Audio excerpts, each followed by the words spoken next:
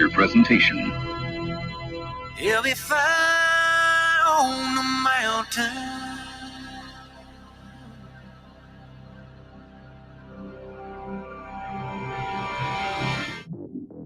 JB and Darren on the JB and Goldwater Show. Line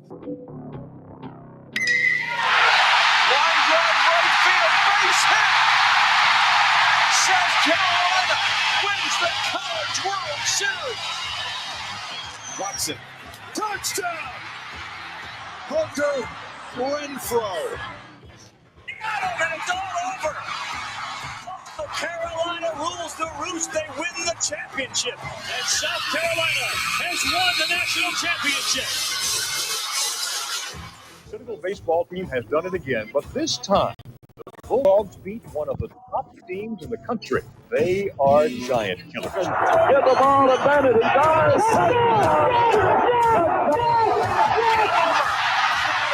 Gamecocks are in the Final Four.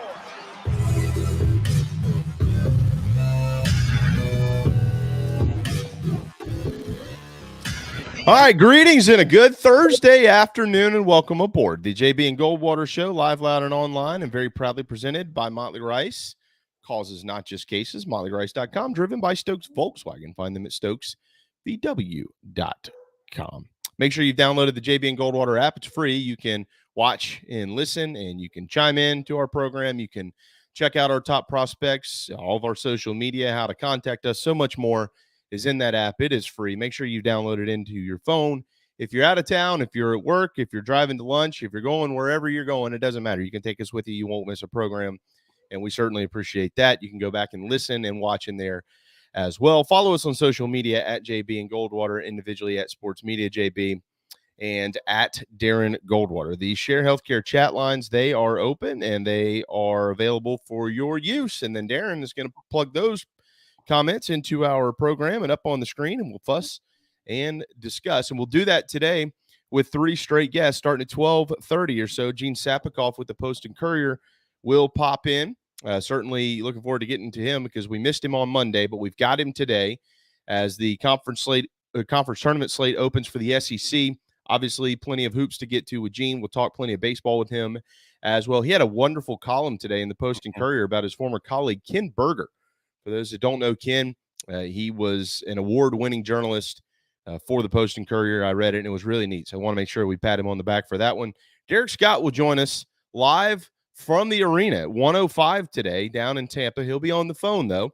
That's okay. It's still Derek getting us ready for tonight's Bulldogs Gamecocks Game 3 matchup between those two programs this year. It's also Game 3 on the agenda today in the SEC. Florida and Texas A&M are tipping off right now, followed by Missouri and LSU. And then to wrap us up, starting at 1:30 today, we will be tag teamed by the two best golfers I know, Scott Glaze and Meredith Taylor. The Players' Championship is underway, and they will break it all down for you. Meredith, a former golfer at the University of South Carolina. She has been on our program multiple times before. And so those two are going to join us for a lot of tournaments throughout the golf season, starting with today. And I'll just kind of sit back and let them talk because they are way better at it than I am. Darren, you can handle the controls from there. Really excited to let these two fuss and discuss the game of golf on our program today. With all that being said, it is rainy and it's kind of chilly and it's kind of yucky. So hopefully you're enjoying us inside somewhere. Hey, Darren. When people use the word literally, it bugs me because it's not literal about anything. Because if you're saying literally, then it's not actually happening because you're using it to emphasize something. My head is literally exploding today. There are 61 basketball games, 18 conference tournaments, and the Players. There's so much going on for me today. And this is by the way, and the show, right? So there is so much going on today that it's mind-blowing. It really is. But it's a lot of fun. There's a lot of anxiety, but it's a lot of fun. The anxiety is really in how am I going to follow all this? How am I going to pay attention to all this? And am I actually going to stay up till 2:00 in the morning to watch all the late games? No is the answer to that. But I do have games on right now, and I'll be following games all throughout the day. And it's a lot of fun. Today and tomorrow are as cool just a tick below the Thursday and Friday of the NCAA tournament. Oh, all right. Mm-hmm. Nice little hot take for you there to start off. Well, with all that being said, it's not really cool for Clemson. That was Heartbreak City last night for the Tigers. Another buzzer beater in March, and this one hit home. Like the state of South Carolina hit home in overtime. Virginia Tech with a 3 to win it. Darius Maddox's 3-pointer. I mean, I don't even know if it hit the net. It just fell to the floor, and it sank the Tigers' run in the ACC tournament, and more than likely any chance at any postseason berth. I don't know. Maybe they can get into that CBI or something. They're not going to get into the NIT, and it looks like it's probably over this year for Clemson basketball after they had won 6 straight. Yeah. And, they were feeling pretty good about themselves, Darren. That was incredible. It's a shame, too, because they've been playing well, and they just beat Virginia Tech the other day, and you said it that, they had won 6 straight games, and they were right there. They were right there for a lot of this game. I was uncomfortable for Clemson from the start, really because of how well Storm Murphy was playing from the jump right there. I don't know if many people followed him when he was at Wofford. He's a transfer from Wofford, followed Mike Young, and I think this is his first year with Young at Virginia Tech. But this is who he is, and when he gets going, he is a floor general, and he is a guy who is throwing daggers at you, and that concerned me early on when Murphy hit some of those. I had Clemson plus the points, so I won the bet, but my God, that's tough, right? That's tough because the dreams of the NCAA tournament for Clemson, I've said it many times, I thought they did have an outside chance of kind of squirting their way through that bracket, and to go down like that is rough, man. Yeah. Them and Furman, neighboring schools, go down at the buzzer in the tournament. Yeah, that was they were just another victim this time of the year to late game heroics, and that was in overtime. So tough year for the Tigers, certainly. I think they finished 8-12 in the league, and they will watch the postseason at home. Certainly not what Clemson fans were hoping out of Brad Brownell's squad. As far as his job status, I think he's going to be back at Clemson, but I know there's some people who've already kind of begun rocking that boat as to whether they should or shouldn't make a change. But it doesn't look like that's going to happen. So Clemson, I don't think they should. I mean, they were starting to play well. Remember, he has a good resume of getting to the tournament somewhat consistently for Clemson, so he has that in his back pocket, and just got an extension for doing just that. And they were starting to play well this year. And then once injuries hit them, that's when the wheels came off. And as they got healthy, showed you what this team was capable of again. So I don't think this is any cause at all to run Brownell out. No. I agree with you. I don't think so. And he will be back as far as we know. And good news for him, too, is that Stephen Neff is the new AD up there. So they've known each other for a long time. It's not like when Coach D-Rad left for Miami, they plugged in a new athletics director who was going to come in and basically, assert himself into whatever changes he felt necessary. Stephen Neff has, kind of been in lockstep with a lot of what D-Rad has done over the years. He's been groomed for it. And so Coach Brownell's in a good spot there. But Clemson is not, because their season is over. Elsewhere in the ACC yesterday, did anybody see what Syracuse did to Florida State? Oh, my God. That was a debacle, Darren. It was almost a 40-point loss if you missed it, 96-57. It does look like Buddy Boeheim is going to sit out. Is it the remainder of the tournament? Nope, just a game. well, they got Duke, and because of that, the line moved from 11 to 15. So is it the remainder of the tournament? Maybe, and that's why Jay Billis went on a rant yesterday saying he didn't think the punishment fit the crime, because you're basically costing this kid the final game of his career for something that the officials should have seen. I don't know if I agree with that. He punched him in the stomach, but it's one game, and it's a huge part of Syracuse, and they're not deep, and they lost almost a 20-point score. So it could be the rest of the season. True. Syracuse, I mean, if Syracuse gets beat by Duke, which is likely, that game is underway as well, their season's over. They'll finish at 16-17. Jim Boeheim, I think, is 2 wins shy of 1,000 right now. So I think he's at 998. So he would go into the offseason couple of wins shy. Yeah. I'm seeing this over here in the share. healthcare chat lines. Oh, it was Adam. That Jay Billis had called out the ACC. I must have missed that. What did I miss? So Billis is on the call. Him and Schulman, not all of them, but the prime games are on ESPN for the ACC, and he and Schulman are on the call. After the game, Billis did a little monologue on Twitter, and that's kind of what I was referencing, with Billis saying he didn't think the punishment fit the crime, and what he was saying was there are rules in place. He used this line a couple times. Rules are rules. And they're there to be followed, and his point was, if this was seen in time, they could have stopped the game. It probably would have been a flagrant 2, which warrants a ejection from the game.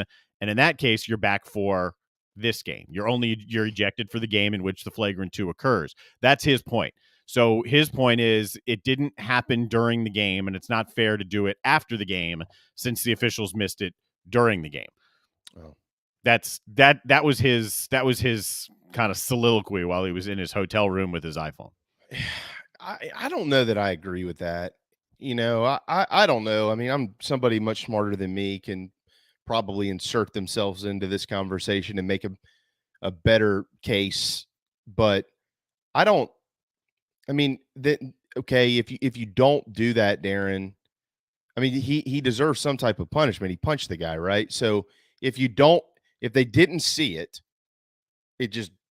that's it. I mean, there needs to be something, because then how many other guys are going to be, throwing punches here and there and not, well, nobody saw it, so I shouldn't be suspended. I mean, I think don't you have to lay some type of punishment to prevent this from happening? I mean, he should be punished based on that anyways, but I'm just saying, if you don't, it opens up a whole nother can of worms as to what guys think they can and can't get away with. Yeah, there has to be some punishment, right? Yeah, because there wasn't a punishment yesterday. And if there isn't a punishment today, then he completely got away with slugging the guy. And I don't care how you watch the replay, he punched him. This wasn't like turning around and accidentally hitting him in the stomach. It was pretty obvious what happened. So I heard at first what Billis said, and I was like, oh, that has some logic. And I actually listened to it again. I said, well, no, it doesn't, because I circled right back to your logic. Like, you punched the guy, and the officials missed it, and it would have been better had he been suspended there. Right. But I'm not going to rule out him having been suspended for this game anyway for having done that. I mean, that's not a flagrant 2, like in the spirit of the game and a hard foul. That's you punched. Juwan Howard got suspended for the rest of the season for slapping a guy, and he's back today, by the way. So that's a good point. That's a good point. Yeah. No, that's a good point, Darren. I mean, I didn't even think about it that way. I think that's a great point. And yes, coaches in the heat of the moment in a game, there's different emotion as to how coaches should handle themselves in a post-game handshake like Juwan Howard. Mm-hmm. And so you have to take that into consideration. But I think that's a great point to be made. I mean, he punched him. He didn't just shove him. He didn't trip him or anything like that. He punched him. Mm-hmm. And yeah, so no, I don't agree with Jay Billis. I don't agree with a lot of things that Jay Billis has been saying, although I have the utmost respect for him and what he's done for the game of basketball. Mm-hmm. But that's probably the latest one for me. I totally missed that. So nonetheless, Syracuse and Duke are playing, and it doesn't look good for the future of the Orange. If they lose, it's over. Miami and BC will follow them on ESPN2. Notre Dame and Virginia Tech tonight at 7 on ESPN2. And then third seeded North Carolina, they'll get Virginia at 9:30 tonight on ESPN. Or, these are all loose times based on the previous game, clearly. In the SEC, yesterday things kicked off. Missouri beat Ole Miss, and Vanderbilt beat Georgia. And so both of them have advanced. Vandy and Alabama will play tonight. Keep an eye on that. Mm-hmm. Keep an eye on that. There's Vanderbilt can make some noise in that game and on a neutral floor down there in Tampa. Missouri gets LSU. I'd say keep a less of an eye on that one. I think LSU will be okay. And then obviously South Carolina, Mississippi State tonight at 6. Florida and A&M in the SEC are already on the floor in the second round. Darren, you agree with that, Vandy? I agree with that a lot. There's a lot of talk this morning about Vanderbilt, and one of the more respected guys out there was all over it. Surprising numbers to me. I didn't realize that Alabama actually shoots the 3 better on the road than they do at home. So it was a strange thing for me to actually hear right there. But there's a lot of folks that are saying, listen, Vanderbilt has been outstanding against the spread in their last 10 games or so. They've been crushing it, and Alabama hasn't been. Even though they've been winning, they haven't been great against the number. So I think Alabama is the pick. I think the points are Vanderbilt. If I actually play this game, Vanderbilt is the correct play, whether it works or not. Okay. All right. There you go. Share Healthcare chat lines are open. The only team yesterday to qualify for the NCAA tournament via winning their conference title was Colgate. They won the Patriot League championship last night. On the floor right now, the MAC championship quarterfinal is in play. Toledo and Central Michigan are tied at 45 with 13 minutes to go in the second half there. And then this one, a lot of eyes are on this one in the Big Ten, Darren, and they probably should be. Could be a berth on the line here between Indiana and Michigan. Right now, Michigan's got a 13-point lead with 3:37 to go in the first half of that one. Yeah, a lot of eyes. My eyes are currently on that too, right behind the camera. Michigan has been alternating wins and losses for about 10 straight games here. But you're right. Michigan with a win, I think they're pretty comfortable. And Indiana could be saying the same thing. This is a big game with a tight line. Syracuse and Duke, it is 9-6 early there. Haven't even gotten to the 4-minute timeout in the game. 16:26 to go in the first half of that one. Butler and Providence are also on the floor. Butler beat Xavier. Xavier's out. All right. It's funny. I think so, but there's still talk that they're in the last 4 in. But I think as the tournaments play their way through, I can't see a way that Xavier is in. I can't see that now. Not with Butler's playing better, but Butler's not good. You can't lose that game. You can't. You don't have great wins on your resume recently at all. I think they're out. 4-10 in their last 14 games is Xavier. Florida and A&M on the floor. A&M's got a 9-point lead right now with a little over 11 minutes to play in the first half of that game. And on the USA Network, the A-10 championship second-round game between Fordham and George Mason is tied. How about this? Over 6 minutes into the game, 4-4. So if you're going to be watching basketball, that one might be one that you skip this afternoon. Really interesting one coming up at 12:30, though, on ESPN2 in the quarterfinals of the Big 12 championship, TCU and Texas. Texas is a 4.5-point favorite. TCU seemingly has punched their ticket, though, already into the dance, maybe playing for seeding between these two teams here, Darren. But that has a chance to be a pretty good one in Kansas City tonight or this afternoon at T-Mobile Arena. I like the thought process of Chris Beard, good in the postseason, and kind of having a little bit of a run here with Texas. But yeah, that is. There's so many games that honestly, when I started looking at everything today, I had to take a step back. I was like, wait, hang on a second. I'm not prepared for this. There's 61 games at 18 conference tournaments, and there are intriguing matchups mixed with games that should be blowouts. And then you've got Toledo. Like, I didn't realize that score until you said it. They're 17-point favorites, and they're tied right now with 45. So, I mean, look, man, it's fun. Yesterday was fun. Today's fun. Tomorrow's going to be fun. What's John Rothstein say? This is March. Yeah, it's creative. Let me ask you this one. Wyoming's at 24-7, and they're 1-point favorites this evening against UNLV, or this evening, our time. They're playing in Vegas in the quarterfinals of the Mountain West Championship. If they lose, are they in jeopardy of making the tournament as an at-large? If they lose, their at-large is very much in jeopardy. Why? Because this is where you can start talking about how are you playing down the stretch and how are you going to differentiate between the bubble teams. I think that's one of the big knocks on Xavier here too. Wyoming hasn't played well down the stretch. As much as we were on them for a long time, they haven't played well down the stretch. This game is in UNLV's arena, even though throughout history it hasn't meant anything in this tournament to be on that floor. The guys, all the gambling talk is split on this game. And so it's tough for me to say. I don't know. I don't think I'm going to play the game, but if I do, I don't know which way I'm going. You can make a case both ways for it. But if they lose, they're in big trouble. I don't think they're in the tournament if they lose. Interesting line in the Big Ten, Darren, on the Big Ten Network tonight at 6:30. Michigan State just a 2-point favorite over Maryland, who went 7-13 in the league this year. They're 15-16 overall. Michigan State stands at 20-11, and I think their net is somewhere around 40. But they're in, right? Even with a loss, they're in.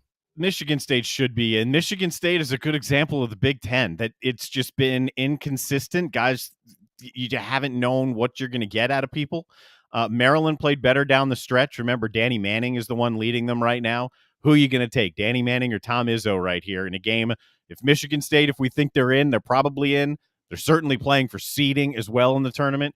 Who are you siding with? 2.5 points with Tom Izzo or Danny Manning?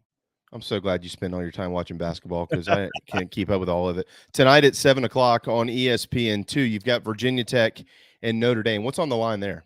Oh, a lot, right? Because I think Virginia Tech can still play their way in. If they get one more win like that, I think it could help them a lot. That's why yesterday was so big for Virginia Tech. If they lost to Clemson, I don't know what the future was for Virginia Tech, but they've put themselves right in the mix. And there are a lot of folks who like Virginia Tech in that game.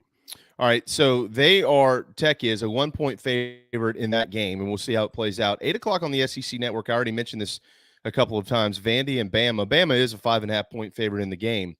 But, Darren, if they lose, they're going to be, including the SEC tournament, just 9-10 in the league and 19-13 overall. Does that mean anything? Alabama's in. So okay. I'm pretty confident. They have 8 quad 1 wins. They played 16 quad 1 games this year. So they had the opportunities to do it. I think they're in. I mean, I absolutely think they're in. They're not playing well down the stretch. It'll be 3 straight losses for them if they happen to lose the game. It would surprise me. Vanderbilt just played them tough. It would surprise me if Alabama loses this game, but I do think it's going to be a close game. We talked about Alabama 2 weeks ago when South Carolina was going down to play Alabama. Defensively, you can find ways to score around Alabama's defense. It's not a very good defense, and to them, it comes down to whether or not they're hitting their threes. That's because they're taking 1 million of them, and they're going to get off their shots. You can't just take it away. So are they going to get hot? And if they get hot, how much of that run are they going to go on? That's the big thing for Alabama. How about Colorado State? If they lose to Utah State tonight, they're just 3.5-point favorites in the game. If they get beat, they're still in at large. Oh, that line moved. I got them at 2.5. I think so. I think Colorado State is in. I think 24-4. I think them. I think San Diego State. I think the two of them right now are the best teams in the Mountain West. But I love the Mountain West. To me has replaced the A-10 this year for like my best mid-major league. I know that you're not a homer, and that's one of the great reasons I like to ask you about Penn State. Can they beat Ohio State tonight? Can they? Yeah. Sure. If Penn State, look, if you watch them play, you can appreciate how well coached they are because they're one of the slowest paces in the country. They work the ball around. They're going to take 18 to 20 seconds of the shot clock every single time, and they're maddening to watch. But if you appreciate it, you can also say, okay, like they don't have the tools, but they're really well coached and they're fun to watch, and they're going to be keeping this thing low. I didn't play the under last night, which really ticks me off because I've been on Penn State unders forever. I don't know about this one though. I don't know about this one. I don't think Penn State wins. I do think they keep it close. Other than Nebraska, they really haven't been getting blown out. Real quick here, Big 12 tonight, late ESPN2. Iowa State, Texas Tech, regardless of what happens in this game, Texas Tech is in. Iowa State's in too, right? I think so. I think 8 points. That's one of the few I'm already on. Iowa State +8. I think that's too much against Texas Tech. Seton Hall and UConn in the Big East are in as of now. Could anything change with a loss tonight, more specifically for Seton Hall? Oh, would have to let me check on that. Wasn't expecting a Seton Hall thing coming out of you here. Can it change for them? With a loss. But they should be in. They absolutely should be in. They're lucky they didn't get beat by Georgetown yesterday. I mean, yeah, they tried to lose to Georgetown, who now becomes one of the very few teams ever to go winless in a conference regular season and conference tournament. Yeah, that's embarrassing. Yes. I mean, it's embarrassing what's happened to Georgetown basketball. And it looks like Patrick Ewing, by the way, is returning. All right, and then finally tonight, 9:30 ESPN, 25th ranked North Carolina and Virginia in the ACC quarterfinal. The Tar Heels are 4-point favorites in the ball game. Virginia with a win, where would they stand? Much better than where they stand without that win. So that's why there are a lot of folks who are looking at this game. Ken Pom only has it as a 3-point line. A couple of others think it's going to be pretty close as well because Virginia's playing for a lot. North Carolina's coming off a win at Duke. Yep. How ready are they? Like, they're in. How ready are they for this? And Virginia's playing for everything. It's one to keep an eye on. Yeah, I mean, the dominoes have kind of fallen in place for Virginia now because North Carolina beat Duke, raises the profile of the ball game. Yep. And if they can get their 20th win of the year tonight against a North Carolina team that, I just saw it a minute ago, Darren is 32nd right now in the net rankings. So obviously, that'd be a quad 1 win for UVA. and Virginia is Texas 36. Where's Virginia? It could be down in the 60s. Yeah, they're Inbound's down down there. at 72, so they're probably in that range. Yeah. There they are, 79. There you go. Yeah, it'd be their fourth quad win of the season. It would give them 8 combined quad 1, quad 2 victories. They're 3-6 right now in quad 1 chances. And then that brings us, which we're going to talk to Derek Scott and Gene about as well, but to South Carolina and Mississippi State at 6 o'clock tip tonight down there in Tampa. And Gamecocks hoping to make some noise in the SEC tournament. They're 4.5-point dogs. They split the season series against the Bulldogs, 18-12. Mississippi State is 17-14, 8-10 in league play. We know that Carolina is 9-9 in league play, and they are at 91 right now in net rankings. Mississippi State is up at 58. So this will be a quad 2 chance for Carolina. If they get through it, then they got quad 1s more than likely sitting in front of them. But your thoughts on the game? Well, first of all, I think South Carolina needs to win the SEC tournament to make it. I don't think there's any way that South Carolina gets in the tournament without winning the SEC tournament. The thoughts are going to be the same as they were for the first 2 games. Is it going to be South Carolina, I'd say, controlling the tempo, but more than that, can they handle the pressure from Mississippi State? In game 1, they were up in Carolina's shorts, and the offense just folded. They couldn't handle the pressure that the defense forced onto the offense, and they were all out of sorts. In game 2, Mississippi State, we touched on it, had played 3 games in 6 days or something like that. They didn't have their legs. Their defense wasn't as aggressive. South Carolina controlled that game.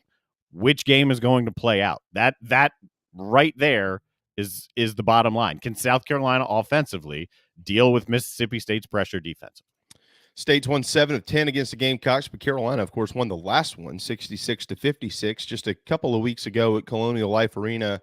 All-time in tournament games in the SEC, South Carolina is just 21-29. Their last win in the event was a 1-point victory over Ole Miss in the second round of the St. Louis SEC tournament back in 2018. They are 5-8 under Frank Martin in the conference tournament, dating back to his first season in 2012-2013. The last time, by the way, that the Gamecocks and the Bulldogs squared off in the conference tournament was the first season for Frank in 2013. Mississippi State won it 70-59 up in Nashville. So that's just a couple of quick nuggets to pass along for the matchup today at 6 o'clock in that one. Again, Derek Scott would join us from, it's a Amalie Arena, right? Amalie, maybe? Is it Amalie? I thought it was Amalie. Well, either, I don't know. He hopefully will know. Someone hopefully has said it. We'll get cleared up on that too when Derek's down there. Real quick to the Share Healthcare chat lines. Jamie, you like my hat? You're going to have an opportunity to buy one here soon, bud. You just hang in there. Hang in there. We got good things coming. Make sure you've got the JB and Goldwater app downloaded, and you're going to find some really cool things. And you don't have to be a Carolina. You can be a fan of anybody. You're going to find some really, really, really neat stuff. Let's see here. What have I missed? Craig, crazy stat of the day. It is a wild stat, and this is probably why South Carolina, even with their 18 wins, is not on the bubble, because their 9 losses in the league have been by a total of 137 points. That's a lot. So yeah, that probably explains some of that, and that's a really good stat. Appreciate Craig, our statistician, for passing that along. And anything else worthy of getting to right now? It's all worthy, but do we have time? I guess would be. Adam says, by the way, I feel like Furman losing is some kind of karmic spin, since they were the only school to tell both of my children no. That's the story I'm sticking to.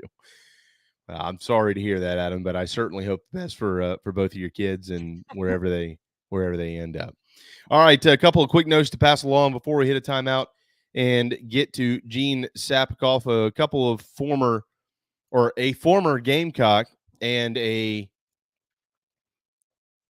brother of a current Gamecock have new jobs in college football. I had to make sure I said that right. Travian Robertson, if you missed, has been named the new defensive line coach at Tulane. He is departing Sean Elliott's staff at Georgia State, and he'll head down south to the beautiful state of Louisiana. So congratulations to him. And Josh Stepp, brother of Justin, current wide receivers coach under Shane Beamer, has taken the recruiting coordinator and tight end coaching position for the Louisville Cardinals. So congratulations to him as he jumps into the ACC. So a couple of quick things to pass along there. Derek Scott ahead at 105. And then I can't wait to talk golf today at about 1:30 with Scott Glaze and Meredith Taylor. That's going to be a lot of fun. But coming up next, Gene Sapakoff, 8-time Sports Writer of the Year here in the Palmetto State, joins us on a host of topics, including his wonderful column on Ken Berger this morning. Hang tight, the JB and Goldwater Show. We'll be right back.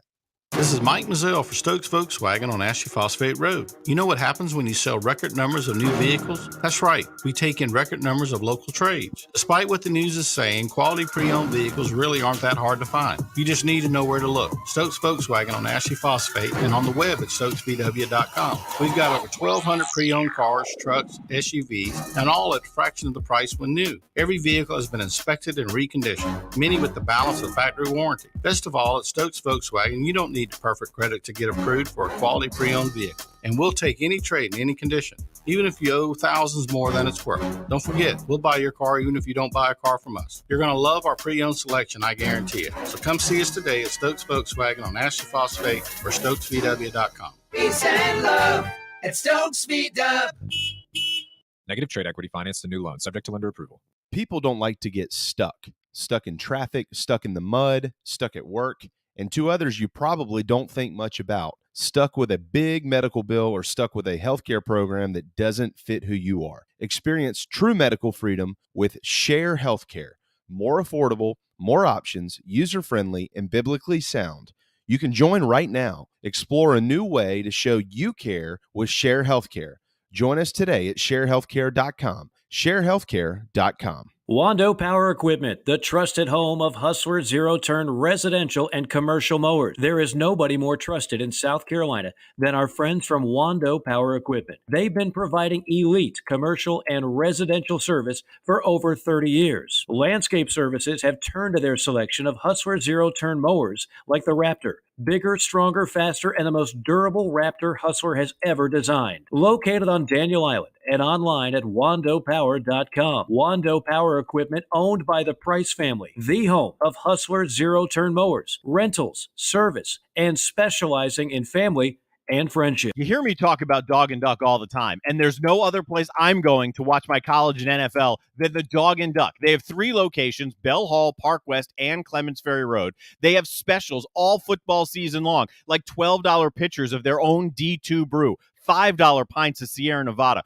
weekly pick'em sheets with prizes, and the best wings in town, bar none. For all your football, college, and NFL, the Dog and Duck, Clements Ferry Road, Bell Hall, and Park West. Motley Rice LLC is a law firm with international reach, but it hasn't lost its Carolina roots. The Motley Rice team fights every day for people harmed by products including asbestos and talc exposure, medical drugs and devices, and also catastrophic injuries and auto recalls, including dangerous Takata airbags. Motley Rice is headquartered in Mount Pleasant at 28 Bridgeside Boulevard. Visit motleyrice.com. Thank you, Motley Rice, for supporting the JB and Goldwater Show and the Big Gamecock Preview Show. Okay, what's going on today, huh? Anything to talk about? All right, greetings and a good Monday afternoon. Greetings and a good Tuesday afternoon. Greetings and a good Wednesday afternoon, and welcome aboard. All right, greetings and a good Thursday afternoon. Greetings and a good Friday afternoon, and welcome aboard. All right, 12:35 on a dreary Thursday afternoon. Welcome back to the JB and Goldwater Show, presented by Motley Rice. To the phone lines we go. We usually get to chat with him on Mondays. We had to wait 72 hours this week. That's not fair. Gene Sapakoff with the Post and Courier joins us now. Hey, Gene. How's it going, guys? Happy March Madness. Oh, it has been madness, hasn't it? Holy smokes. Hey, before we even talk about that, though, I was really enjoying reading every word of your column today about Ken Berger. Well done. Well done. And those who haven't read it, they need to read it. Well done, Gene. Well, thanks. And I know you guys and Darren and his family are familiar with the work of Ken Berger, the former late great Post and Courier sports columnist. He wrote non-sports columns too, of course, for a few years, but primarily known as a sports columnist. And the best thing I could have said in that column, I think, is that if you're not familiar with Ken Berger's work, and he hasn't written for the Post and Courier since 2011, and sadly has been gone since 2015. There's a great thing called the Post and Courier Archives, and if you just type Ken Berger into that little space there, you probably could have great reading material for a year, reading a few of his columns, every day or more. So I think that's just a great thing. And if you're not familiar with him, there's been a lot of great sports journalists in South Carolina, but just as a pure columnist, Ken didn't do a lot of feature stories, deep dives, reporting, pure columnist. He was the best in the history of South Carolina, no doubt, not even close. And I just recommend you try to find some of his work and just check it out. I agree. I think it'd be neat. Maybe you can, you have plenty of time on your hands. Maybe you can create a Ken Berger Twitter handle and just every once in a while retweet some of his old columns. Can you do that? I don't know if the Post and Courier would want me to do it. They might want me to, but I'll tell you what, I've wondered often how Ken would, and he like I said, he was still working up till 2011, and he did some stuff on his own website after that too. Mm-hmm. But I've often wondered how he would do in the sort of social media reader engagement age, and I'm pretty confident to say he would have thrived in such an environment. That's a great question. I do, I grew up reading Ken Berger, obviously. And I can remember numerous times my aunts and my uncles, my dad, one day it was that damn Ken Berger, he hates the Gamecocks. And then the next day, oh man, he wrote a great column about South Carolina. You sports journalists, that's how everybody feels about you. What made him so great, Gene, in your words as a colleague? It's interesting. My family members and friends always laugh that almost everything with me is a baseball analogy. And I think baseball just lends itself just to so many, expressions in Americana. But Ken Berger was like Reggie Jackson. You may have liked him, as you were alluding to, Jamie, or disliked him. But you know what? If you were walking by that TV or you were checking channels and Reggie Jackson is up, you're going to watch that. It is captivating, whether he hits the ball way, way over the fence or hits the light tower in Detroit at the All-Star game, or if he swings and misses. And I'll tell you right now, because Ken Berger took chances and swung hard, he did swing and miss sometimes. I mean, it just didn't work. The column didn't work. Maybe he was wrong. I'm not going to go on about some situations, but a lot of times he connected. And when he did, it was, again, as I put in the piece in postandcourier.com today, unlike just about any kind of sports writing you're going to read. And for those times, you would watch. So again, that's why he is in the South Carolina Journalism Hall of Fame as their very first sports person in there this week. And just an amazing work. And here I've been talking about this for 3 or 4 minutes now or something, but okay.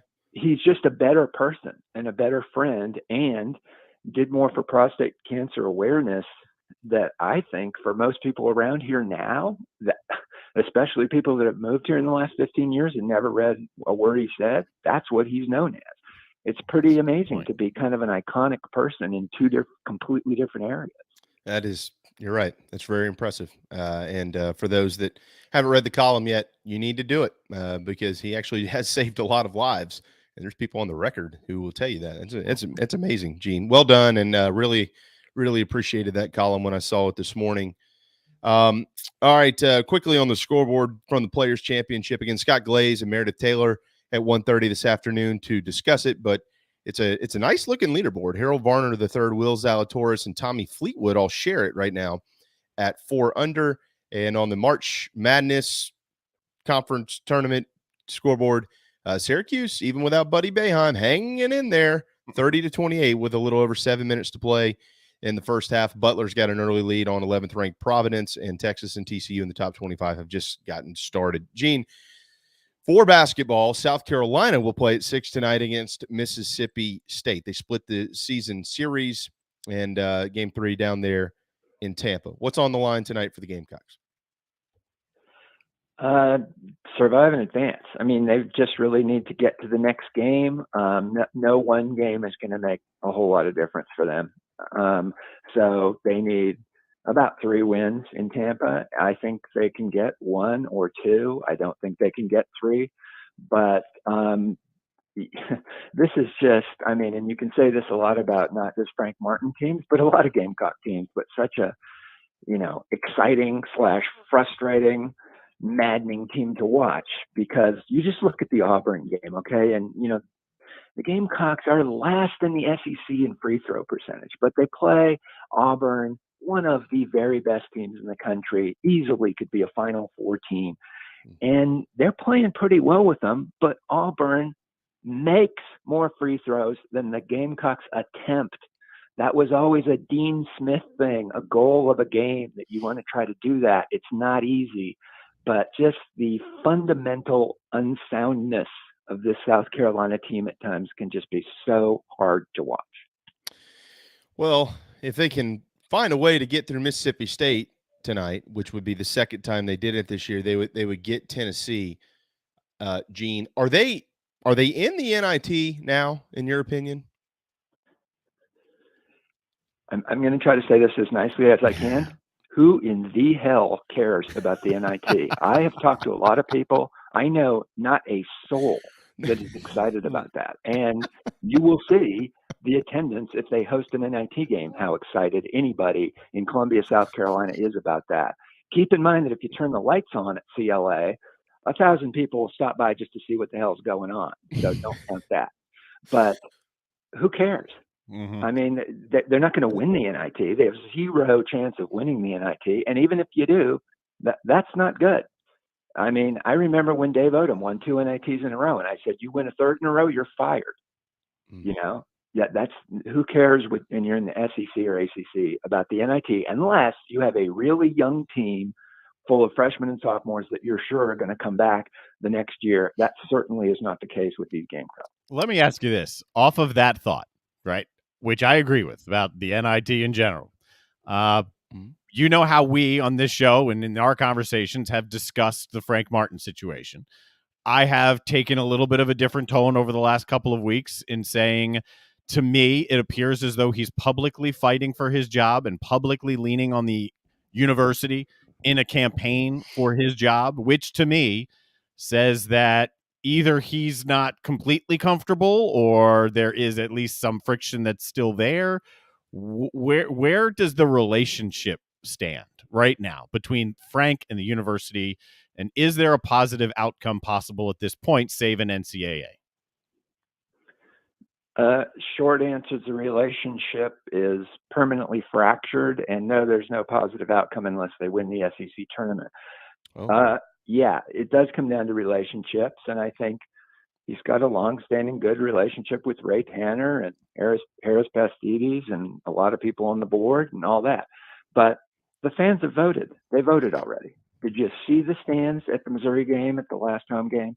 I taped the game. I've gone back and looked at the shots where they actually seem to try to keep that camera very tight on the court and not show the seats. The fans voted. They don't want Frank Martin back. So to be clear, Gene, I don't want to put words in your mouth. Are you saying if they don't win the SEC tournament, it's unlikely that Frank returns? Oh, yeah, unlikely is a good word. I would actually go to almost certainly. It's unlikely is a good word, though. I just don't see. First of all, no one is stuck up for him at this point. Mm-hmm. And if you're going to bring the guy back, they're 18-12. They're 9-9 in one of the best leagues in the country. No one said, this is great, we'd like to have Frank back. Some very serious recruiting is going on right now, not just for the next class, but the one after that. And unless I missed it, and I might have, I'm serious, I don't think anyone with significant power at South Carolina, from board members to the athletic director, has said that they'd like Frank Martin back, or that they think he's coming back, or whatever. Let me put it this way. No signs point to Frank Martin coming back that doesn't include the Gamecocks making the NCAA tournament. Gene Sapakoff with the Post and Courier. So, Gene, one of the things that I've always just so much appreciated about you is you find the answer to the why question, regardless of whether people are asking it. We make bold statements, we make predictions in sports, we yap about what we think, and oftentimes we forget to ask, well, why are things the way that they are? And one of those questions that I've had, and we've talked about it numerous times around here, is Frank Martin the problem at South Carolina, or is South Carolina the problem at South Carolina? Because we've seen numerous coaches, especially obviously since they've joined the SEC, and Eddie Fogler, Dave Odom, even Darren Horn had success before he came to Carolina, and he's had success since. And Frank Martin, very successful, small spurts of success, although it was a huge spurt for Frank. They went to the Final Four, for God's sakes, but they haven't been able to sustain anything. Do you know why that is? Do you have an opinion as to why that may be? Your first question was whose fault there, whose problem is it? I'd lean more toward the university. There are some things about the arena that aren't compatible. I agree with Frank Martin. It's too big. I don't say that they should spend a lot of university or taxpayer money and build a new, smaller place, right now, put a shovel in the ground here in the next week or so, but they could do something with curtains or whatever to make CLA look smaller and more intimate. I think the technology is available to do that. There have been similar problems that Eddie Fogler, Dave Odom, George Felton, and others have had with the way basketball is sort of presented. It's a complex question. Frank Martin, in my question to him, of which many quotes are being still chopped up and put out there from that answer a couple of weeks ago, but the one word he kept repeating was, it's complicated, it's complicated, this is complicated. To your exact comparison there of what's the problem with basketball at South Carolina. And it is, we'll see. All that being said, that doesn't mean you can go to one NCAA tournament in 10 seasons. Obviously, there's the COVID year in there, and keep your job. That's just not usually acceptable in a conference like the SEC. Elsewhere around the Palmetto State, Gene, nobody's going to the dance this year. I think it's the third time in 10 seasons that nobody will represent our state. Obviously, clearly, unless Carolina makes the most strange of strangest runs to winning the SEC tournament, but there won't be anybody representing our state because of heartbreak to Furman, basically, is what happened. And Winthrop had a shot, but they just couldn't get it done. What do you think the state of what would be your state of the state address to basketball here within our borders? I mean, where do we stand? Why is it not more successful? Don't want to sound too Pollyannish, but I think it's in a pretty good stead. I mean, just a few weeks ago, SC State was sizzling with a team that was picked to finish last in the MEAC. I think that they have a chance to really be a force in that conference next season. Winthrop was the best in the Big South. They're right up there with Longwood for a long time this season. DJ Burns might be the overall most valuable player in the state for the Eagles. And then, Furman, I mean, they obviously the heartbreaker in the SoCon tournament. I'm really impressed with what Pat Kelsey did this first year. And they were dang close to being in the final of the CAA. And if they get in that game, who knows? But that is a young team with young stars. And I like Pat Kelsey so much that if I was a CFC fan, I'd be a little concerned that if there's some job openings in the region, that somebody might go after him. Fair enough. Gene Sapakoff, 12:49 on this Thursday afternoon. All right, Gene, to baseball. It has been rough for the Gamecocks, and it could get much rougher, although Tanner Witt announced today out for the season. I think UCL tear with Texas, one of their star pitchers. But that didn't make this weekend any easier because Carolina still has TBA in there for Saturday, Sunday, and the bullpen has not been any good. They've been basically trying out position players like Kevin Madden, Jalen Vasquez, backup shortstop out of Fort Dorchester. I believe Matt Hogan, center fielder, has gotten some time in the pen. Mark today, Gene, has already spoken about how many players they have had all go down with significant injuries. Jack Mahoney, Jackson Phipps, Sam Simpson, those guys before the season even came. Josiah Seitler is out, and I'm not going to spill the beans on him, but I've got it on good a good source here that he ain't gonna pitch again this year. You got James Hicks is out for the year. Julian Bosnick has not recovered yet, and they're hoping to get him back in maybe within the next month or so. So yeah, the injury side is there, Gene, but they've got more problems. South Carolina baseball is 7-5, and they just haven't looked good. What have you seen from them? How do you even assess what you've seen out of the Gamecocks? It's tough. I mean, I thought they'd be better. You rarely see a sweep in the Clemson series. But having said that, in the 3 games, Clemson, wins the series with a pretty rare sweep. They only had 3 more hits than the Gamecocks. Yeah. Just too many runners left on base, which had been a problem coming in, just as strikeouts were a problem for Clemson and kind of still are. But there's no sugarcoating the pitching problems and a 5.05 earned run average that's likely to get worse when you have weekend series coming up against, Texas, Tennessee, and Vanderbilt right around the corner here. It's going to be tough. And I think the hope for Mark Kingston and the guys is just to kind of keep plugging along here, try to get a win or two, try to get 1 win in each of these next 3 series, maybe realistically, and then just grind and find something. Find an identity on offense. He might have to change things around a little, even with the position players. But eventually, if you don't have those arms, you just don't, and that's just brutal in the schedule that they have in the conference that they're in. So we'll see if they can kind of find some temporary solutions here, but it just doesn't look good.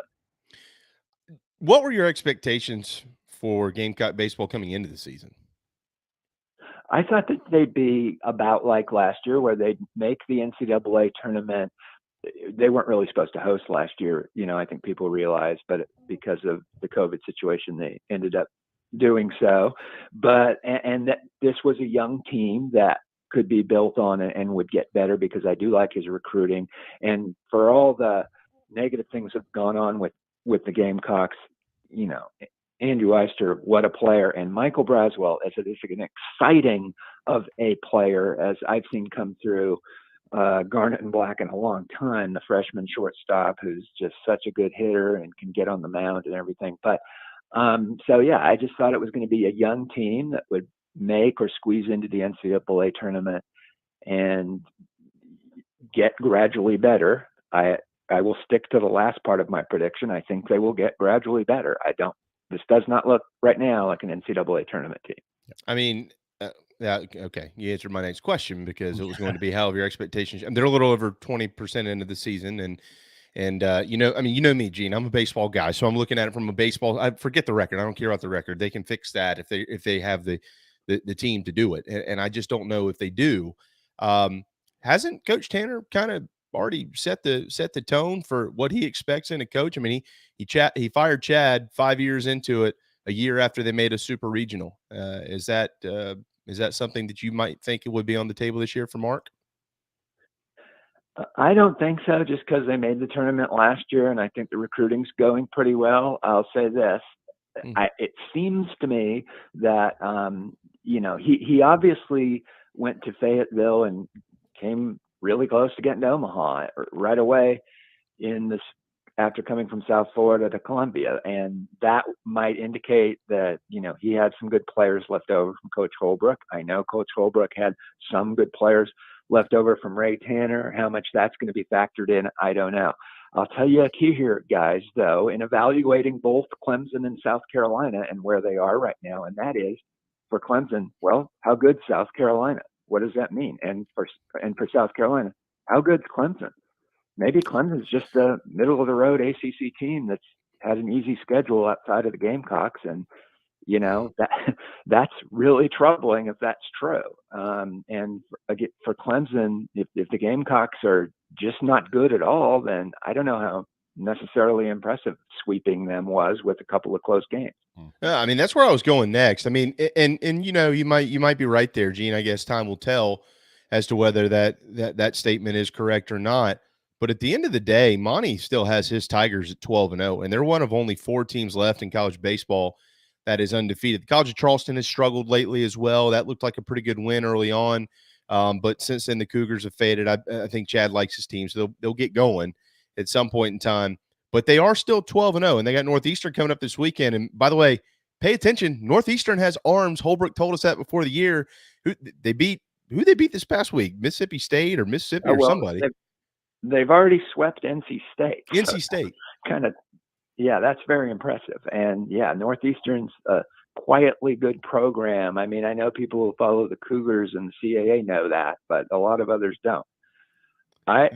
In my opinion, and I thought this coming into the year, I thought Monty's team was a year away. This sophomore class is tremendous. I mean, you already knew about Caden Bryson, Jeffrey Gilbert, who's a redshirt sophomore, but this kid Cooper Ingle now is ridiculous. He's been their best hitter.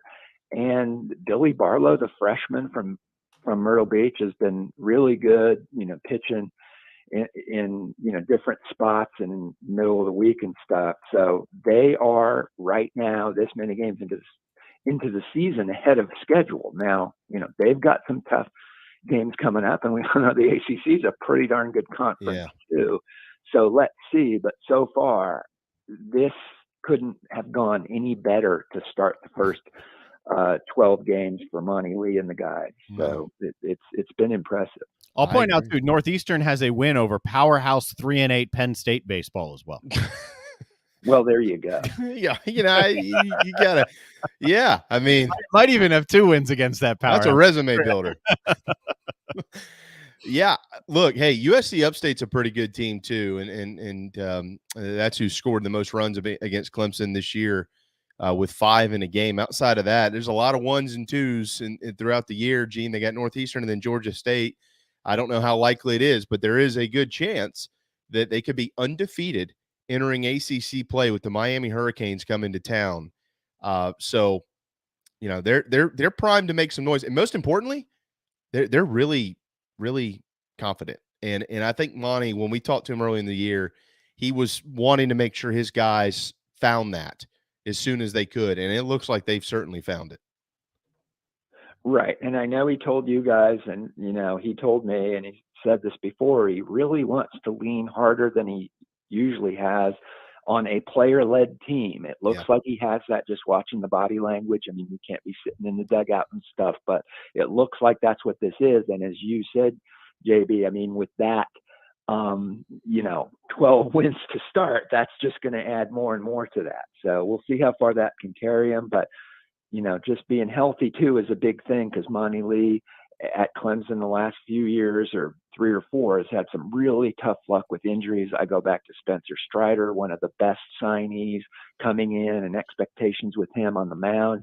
And between injuries and the COVID year, Clemson fans didn't see much of a guy that Baseball America and a lot of other, fan graphs and stuff think is going to eventually be the Braves closer. I mean, there's a guy. Oh, he pitched at Clemson? I barely remember him. Yeah, he did. It's just that he hardly got on the field. Well, regardless, of course, Clemson's off to an outstanding start, as we just mentioned, at 12-0. But regardless of anything we say, Clemson and South Carolina fans, Gene, have long expected greatness in their programs. And when they don't get it, they don't care what the reasons are. They just want to see those 40-plus wins every year like they were so accustomed to for so long. And Clemson's on the way. Carolina is not. So we'll have to see down the stretch. All right, what are we looking for in the paper this week? There's nothing else to talk about. Yeah. I mean, there's so much going on, but let's just start with Gamecock men's basketball. I think David Cloninger and I will be following the Frank Martin situation here over the next few days and into next week. Of course, you've got women's basketball waiting on the NCAA tournament and not really playing this week. Clemson spring football practice still with John Blau all over it. So that's mostly what we're looking at. And Carolina will kick off their spring practice next week. Gene, we are not going to let you out of here with the most important question of the day, of the week, actually, maybe of the year. Today is National Ranch Day. What is the best food to dip in ranch dressing? Wow, that is like one of the greatest questions ever, because I dip a lot of things in ranch dressing. But what am I going to say here? Any sort of celery or carrots, of course. Yeah. But you want a more manly answer. So it's fried, right? Yeah, I'm going to say like a meatball sub. I don't know. Whoa. I dip a lot of things in ranch. I mean, I could put ranch on just about anything. Apparently, if you're dipping your meatball sub in it. Yeah.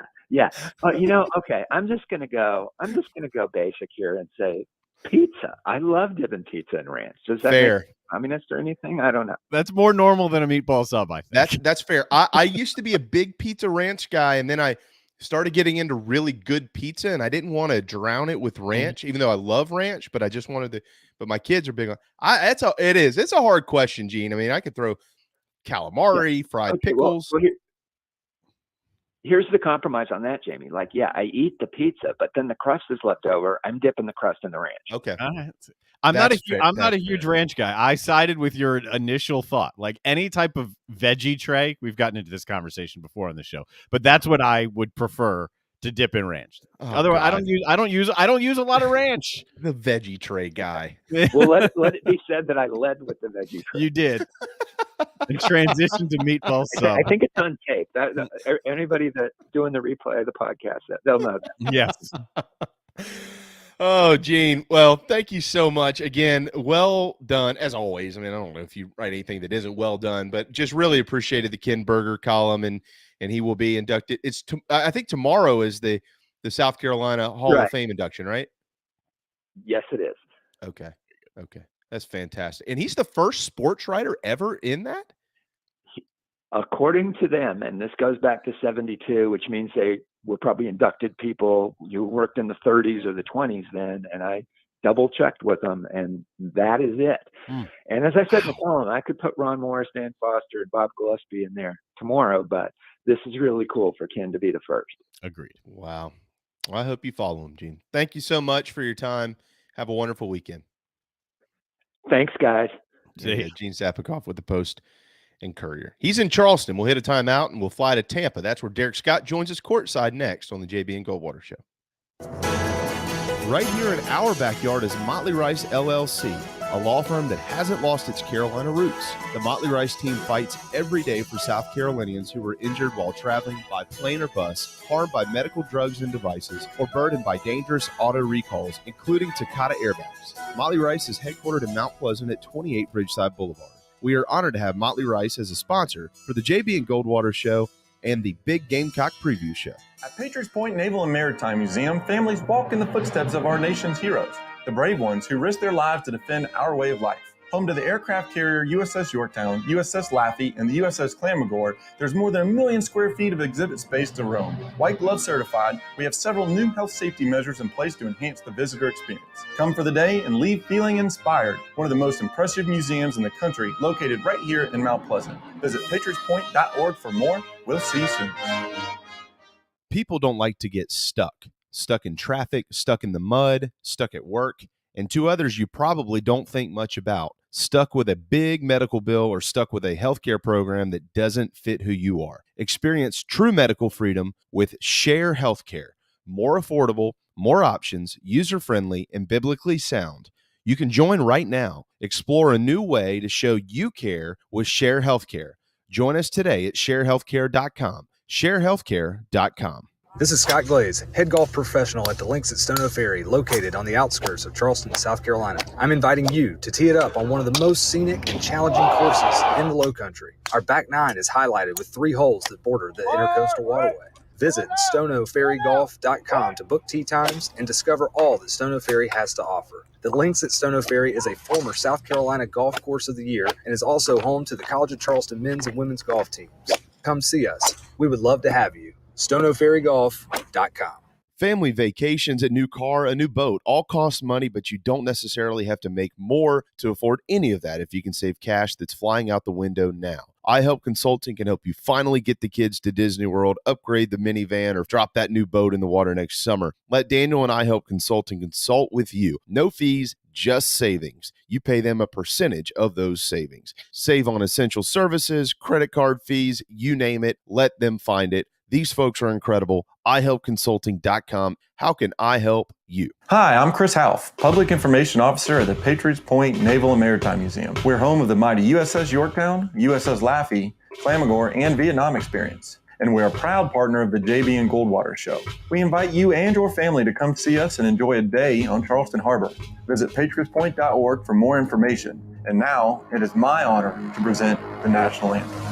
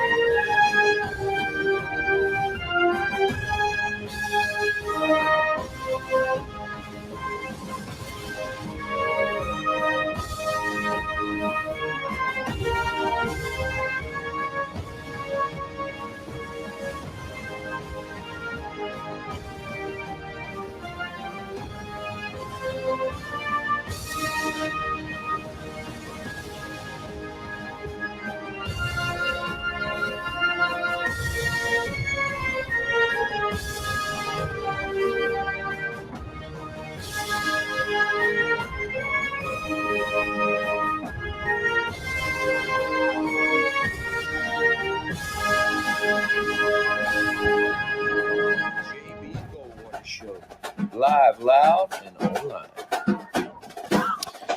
Final hour Thursday afternoon. Welcome back to the JB and Goldwater Show, presented by Motley Rice and driven by Stokes Volkswagen. Thanks to Gene Sapakoff.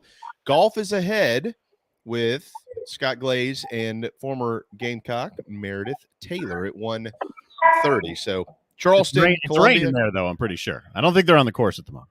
No, I don't think so. I don't know if it's raining in Tampa. It doesn't matter. They play basketball indoors, but we'll find out. Derek Scott is the voice of the Gamecocks, and he's kind enough to slip us into his busy schedule. Hey, Derek. Hey, guys. How we doing? What's the indoor weather forecast?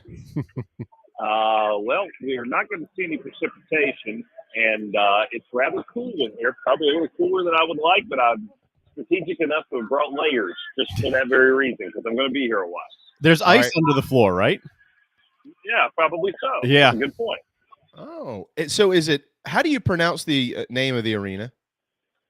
Emily. Emily, not Emily. Emily. Nope. Emily. Now, I did, however, text Emily Miles last night and tell her it made no sense to be at Emily without Emily. And of course, first year she hasn't been with this team on an SEC tournament trip, and who knows how long. And I think she's going through some withdrawals at this point. So anyway, it is Emily Arena.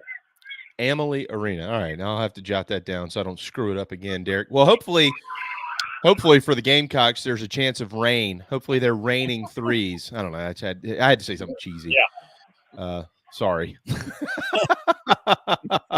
So I did just see the Gamecock basketball Twitter page.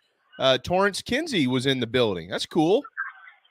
Yes, it is being recognized, and it's good to see a number of former Gamecocks who, I guess, have settled in the Florida area and have a chance to come out and watch this team later on this evening. It's always neat when you have those famous former alums, or they're not former alums, they're alums, from all these teams around the league, and you'll pass one of them on press row or something and have to do a double take and say, okay, wait a minute, that's Kenny Walker, or something of that nature. There's a lot of those guys who are still engaged in their program, whether it be through media or just as recognition pieces when you're trying to recruit, whatever it might be. Everybody's got those guys, and conference tournament time usually brings them out.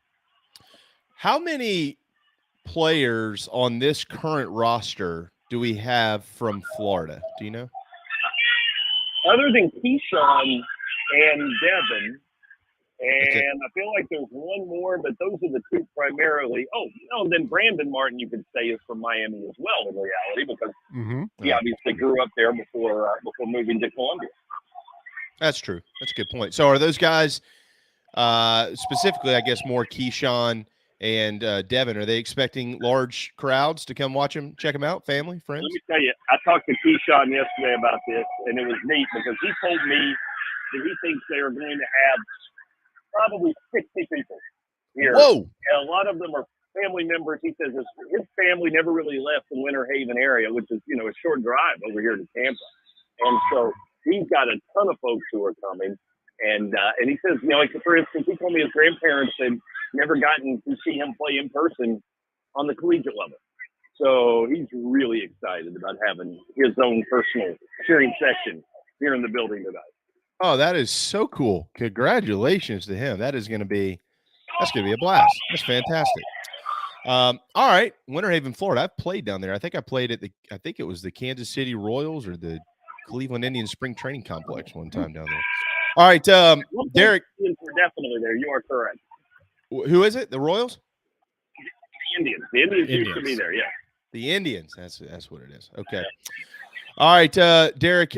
So I'm as long as things don't get kind of wild and backed up, you will be on the air at 5:30 this afternoon, correct? You and Casey? Yeah, we should be fine with that. Tournament time sometimes can make things a little crazy. You end up doing longer, hour-long pregame shows. But really, this is split into 2 sets of 2 games. So I don't think we'll have any issues with getting started on time. So we'll be on at 5:30 and should ship right after 6. All right. What's it been like since you've been there? How are the guys? How have shoot-arounds been? What has the team been like in general as they're set to go tonight for the 3rd time this year against the Bulldogs? Everybody's really loose, and I feel like the team's really in a good place right now. And part of that, I think, has to do with the experience that so many of them have. You got a mature team. And then at the same time, they've been playing pretty well down the stretch, including, that recent win against Texas A&M against Mississippi State a couple of weeks ago. I'm watching Texas A&M as I say that. And so I just feel like this bunch really is in a good place and have a real positive mindset when they, get ready to toss it up tonight. I'm interested to see if they can get off to a fast start, because the way this series has been split this year, the team that started well has really not been challenged over the course of 40 minutes. Both Mississippi State when we were in Starkville and the Gamecocks when we were at the CLA. Yeah, I mean, does it how do you carry that over into this game? I mean, I know that you want to start well, but I mean, this is the 3rd game between these 2 programs, Derek. So what are we most paying attention to early in the ball game on both sides? Well, I want to see how South Carolina guards Mississippi State, because if you remember, that was the game where they came up with the secret sauce, if you will, of changing defensive sets mid-possession. There's an open man-to-man, and then a State threw had a first pass to a certain location on the court. That triggered the Gamecocks to switch into that 2-3 zone, and it really jumped up the works for Iverson Molinar and Mississippi State. Molinar scored double figures in every game this season. He's only one of 2 guys to do it nationally, he and E.J. Liddell at Ohio State. But the closest he came to being kept out of double figures was that game in Columbia when the Gamecocks held him to 11, largely on the strength of that switching defense. Now, Frank was very open about what he did, talking to me, talking to the media about it, because I'm sure in his mind Ben Howland was going to see it when he watched film. But at the same time, as good as it was to South Carolina, do you see them come out and try and go back to that look and at least make Mississippi State show that they have adapted in some manners to that switching defense? Because State has just not shot the ball well at all down the stretch. They're the worst 3-point shooting team in the league. They went 0-4 against South Carolina. They only averaged 4.6 threes a game. And in conference play, they're shooting less than 24% on threes. That's last in the league by a long, long way. So they've got to get to the rim to have success.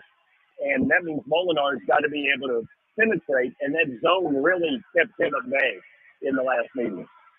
Derek Scott, voice of Gamecock basketball, 1:14 on a Thursday afternoon from Tampa, Florida, where the Carolina and Mississippi State will tip off tonight about 6 o'clock in the 2nd round of the SEC men's basketball tournament. State has not been good on the road this year, Derek. They've only got that 1 win, I believe, at Missouri when they played them back-to-back in that 1 week span before they got South Carolina for the 2nd time.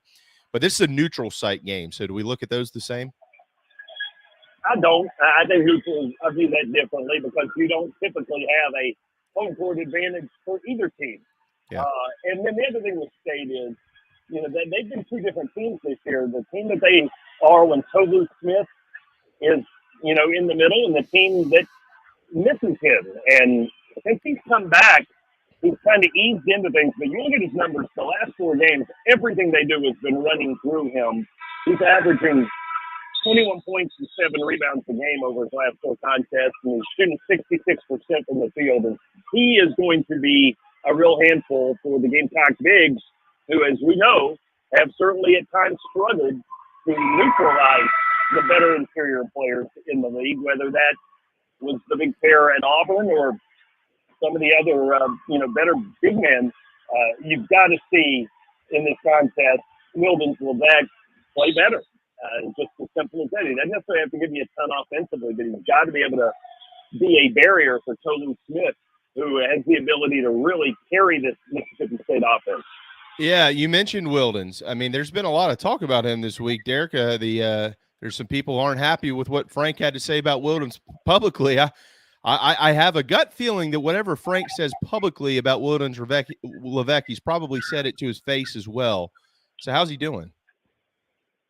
Well, I mean, Wildens is such a good kid, and everybody roots for him and wants to see him get it going. And, just the reality of it is, during the non-conference, he was 10.5 and 6 rebounds a game and hit almost 70% of his shots.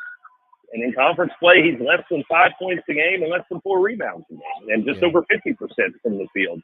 So he has just not been the same guy in conference play, and certainly a lot of that has to do with the level of competition. But I don't know that you could necessarily say that's all of it, because the non-conference wasn't that easy, for goodness sake. So, I know he recognizes, and his teammates certainly will support him, but I also feel like the bright spot that Josh Gray was at Auburn makes probably Frank feel like he's more capable of relying on Josh early on in this contest and not being worried about what Josh can and cannot do now that he's out of the cast. Yep. And he's just wearing a brace on that broken left wrist. I have to think that there will be a quicker trigger to maybe see Josh Gray or even Taquan Woodley come out there if it's not a good start for Wildens Leveque. Yeah, that was where I was going next, Derek, was Josh Gray. So you feel like we're going to continue to see more Josh Gray tonight and then in any games forthcoming? Yeah, because, the question was what were his limitations? And against Auburn, you just didn't see anything that really he wasn't able to do in a normal way. And he ended up playing almost 20 minutes against Auburn. And, I went back and checked, and that was most minutes he played since November 12th. So we're not just talking about since he broke the wrist. We're talking about basically since the season began.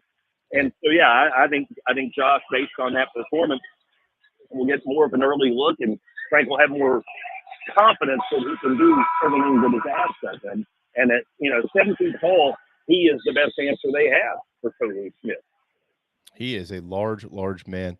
All right, Derek, couple more, and we're going to get you out of here in just the next couple of minutes. Any being around the program and around the team, have any of these guys talked about the postseason? Are they, any offhand comments they've made about where they think they deserve to be, whether it's the dance or what they need to do to get on the dance floor? Their impressions about maybe being in the NIT. Have you heard anything of that? Eric Stevenson is the guy everybody goes to because he is the one that has admitted he really follows that stuff. And his comments yesterday basically were, in his mind, we need to win a couple games at least down here to get ourselves into a conversation for the NCAA. He feels like, he said, if we win 3 games in Tampa, don't try and tell me that's not good enough. Well, of course, it's not up to him, but even he recognizes this thing's got to come in here and have some success. Now, he's thinking NCAA, but I certainly think all these guys probably realize that if they want their season to continue beyond this weekend, they've got to stay beyond Thursday. I don't think you want to lose today and then sit around and wait and hope for an NIT bid because it's a big ask because, as you know, everybody who wins their regular season championship, no matter what league you're in, if you don't make the NCAA, if you don't get an automatic bid and you get left out, you've got a reservation, so to speak, in the NIT. And so I know they've been watching closely a lot of those one-bid leagues to see how many of them end up being won by the same team that won the regular season championship. And you're never going to get consistent success in that regard. But I think they've seen enough of it to feel like they're still in pretty good shape in that regard now. But you don't want to hurt yourself by just adding one loss to the record and not adding anything on the upside while you're down there.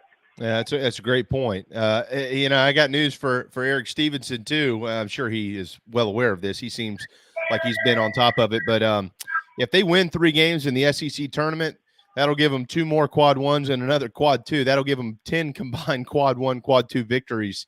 And that's probably where he's getting the thought process of, hey, 21 wins, about half of them have been quad 1, quad 2. I mean, what else do you want us to do? So I guess I see it, Derek. I see his reasoning. Oh, you can, absolutely. And then when you're watching some of these other teams in this league who are having the same, arguments, I'm watching 2 of them right now. Either Florida or Texas A&M is going home today. And right now, it looks more like it's the Gators who are flaming out because they're down 43-29 at the first media timeout of the second half. And, I mean, A&M just controlled the pace of this game throughout. And Florida, to be the team playing in its home state, really has looked flat today. And I don't think either one of these squads certainly is one that feels comfortable about their status. A&M seems to be the one that's the trendy pick right now because they've won, I think, 4 in a row coming in here and have better numbers in terms of the predictive measurements like, skin palm and the net ranking than a team like South Carolina does. But, if you want to talk about an elimination game, this very well might be one in that regard. So South Carolina's got to kind of think along those same lines. Yeah. I think you already answered my next question. Yeah, you're right. A&M's won 5 of 6 games coming in, and the game that got that stretch started was a 1-point victory over the Gators. Their last win in that stretch was a 3-point victory over Carolina's opponent tonight, Mississippi State. So if it can't be South Carolina, Derek, and we all know that it will be, but if there's a team that's outside of the top 4 seeds that, hey, maybe they can make a run in this thing, you have a feeling that it's A&M just based on how they've been playing? Hey, let me just tell you how little I know about it. Last time I was asked that question a few days ago, I said it was Florida. Oh. So, I mean, that tells you what I know. I really thought that with Colin Castleton back and playing close to home, that this bunch could really, have the ability to make that run. But so far today, it has looked like anything but the case. So I don't know. I don't think A&M necessarily shows me the kind of firepower it takes to compete with the teams that you have to beat after today. But hey, one never knows. You never know what happens when you get into March. You never know. A&M's got 20 wins on the season right now. I think they're in the top 60 or so in the RPI. All right, Derek. Before we let you run, today is National Ranch Day. What is your favorite food to dip in ranch? I'm a non-condiment guy. The ranch is typically not on my list. Suffice it to say, I'm that guy. Yeah, I'm not a big ranch guy either. That's what I said. Like, some veggies, yeah, but I like condiments, but I'm not a big ranch guy. I will say the one place the ranch comes into play for me is on a chicken bacon ranch calzone. And they have a beauty at Zaz here in lovely Columbia. And so that would be the only thing where I think of ranch is something that I consider a good thing next time. Zaz. Well done. Zaz is fantastic. What the hell is wrong with this crowd? Y'all are ranch guys. Derek, man. All right, that's okay. You can ask me the same question about mustard or ketchup or mayo. I have the same answer regardless. The chicken bacon mayo calzone sounds good. Hey, no, it really doesn't. We have Pierce asks. He says you do such a great job with both basketball and baseball, but he wanted to know whether you have a favorite, one of either basketball or baseball. Can you even answer that question? That's a hard question. No, they're both. I mean, they're 1 and 1A, man. They're such different entities, and I love both of them. It's just a different kind of challenge. But I do. I don't ever go, oh, daggone it. This season's over. I've got to settle for this. That's not at all in my way of thinking. I probably feel the same way if I was doing hockey, though. You just love the process. Well, we love having you on, Derek. Thank you so much for your time. I know you got a lot of work to do today, and hopefully tonight you'll call a winner. And if it happens, you'll hopefully call another one tomorrow at 6 o'clock as Carolina would advance to take on second-seeded Tennessee, maybe looking for some payback. Got to get through this one first, though. Go get them tonight. Look forward to the call, and thank you so much as always. All right, guys. Take care. There you go. Derek Scott, the amazing voice of Carolina baseball and basketball. Speaking of amazing, how about these scores on the college basketball March Madness scoreboard right now? With a little over 15 minutes to go in the second half, Syracuse, without Buddy Boeheim, has a 6-point lead on Duke, 55 to 49. They took a 4-point lead in halftime and early in the second. How about they've played 5 minutes, Darren, 5 minutes in the second half of the game, and they have combined for 28 points in the second half in the first 5 minutes. Duke and Syracuse, they're off to a roaring pace. Yeah, and that speaks to you never know what's going to happen in March, because a popular idea in this game was the under because of how influential Boeheim is to the Syracuse offense, how they're going to miss him, how their lack of depth for Syracuse, and then Duke, obviously, right? So that was a popular play, but they're just trading blows, and they haven't slowed down at all. At all. Indiana, meanwhile, was getting clobbered by Michigan, just took their first lead since about the 15-minute mark of the first half, and they're about to get the lead back again after giving it up. So, yeah, off and running on this Thursday. Yeah, 4:27 to go in the second quarter of that one. Indiana down by 1 against the Michigan Wolverines. Could be a play-in game there to get on the dance floor. They have just tied it at 64. Butler's got a 1-point lead about a minute into the second half over 11th ranked Providence. Butler is certainly playing for a miracle because they're going to need to win the Big East tournament in order to get into the postseason at 14-18 overall. Providence is in, but they are down right now. Again, about 18 minutes to go in that ball game. Florida, Providence loves winning close games. Anyone in the analytic world will tell you they're one of the luckiest teams in the country, but they keep winning. They just keep winning, and they won the Big East. So this close game, they're cool. Good point. That's a great point there. And then Florida and A&M, Darren. A&M has built a 12-point lead on the Gators. It is available on the SEC network if you'd like to watch us or listen to us and watch that at the same time. You can do it simultaneously, and it happens. Darren has 13 TVs in his room. 13-13 to go in the ball game there. Gators, with a loss, could be out looking in to the postseason. Texas has built a large lead on TCU at halftime. 40-22 is the score there in the Phillips 66 Big 12 Championship. And that one is on ESPN2 again currently in halftime. And the only game that is in the books thus far today is Toledo and Central Michigan. Central Michigan has ended their year. I know all of you Central Michigan fans out there were excited for that score. They lost by 1 point. They finished the year was just 7 wins. Oh, hey, good job. They were 17-point underdogs. They lost by 1. Good job. Oh, and then there's always the betting angle. Good job. There you go. All right. It is 1:28. We are set to take a timeout real quick on the Share Healthcare chat lines here. Adam, I don't know if you guys have seen this, but Justin Stepp had to go to Twitter and say thank you for all the texts and calls, but his brother's going to Louisville. Not him. No, I've not seen that. But that's funny.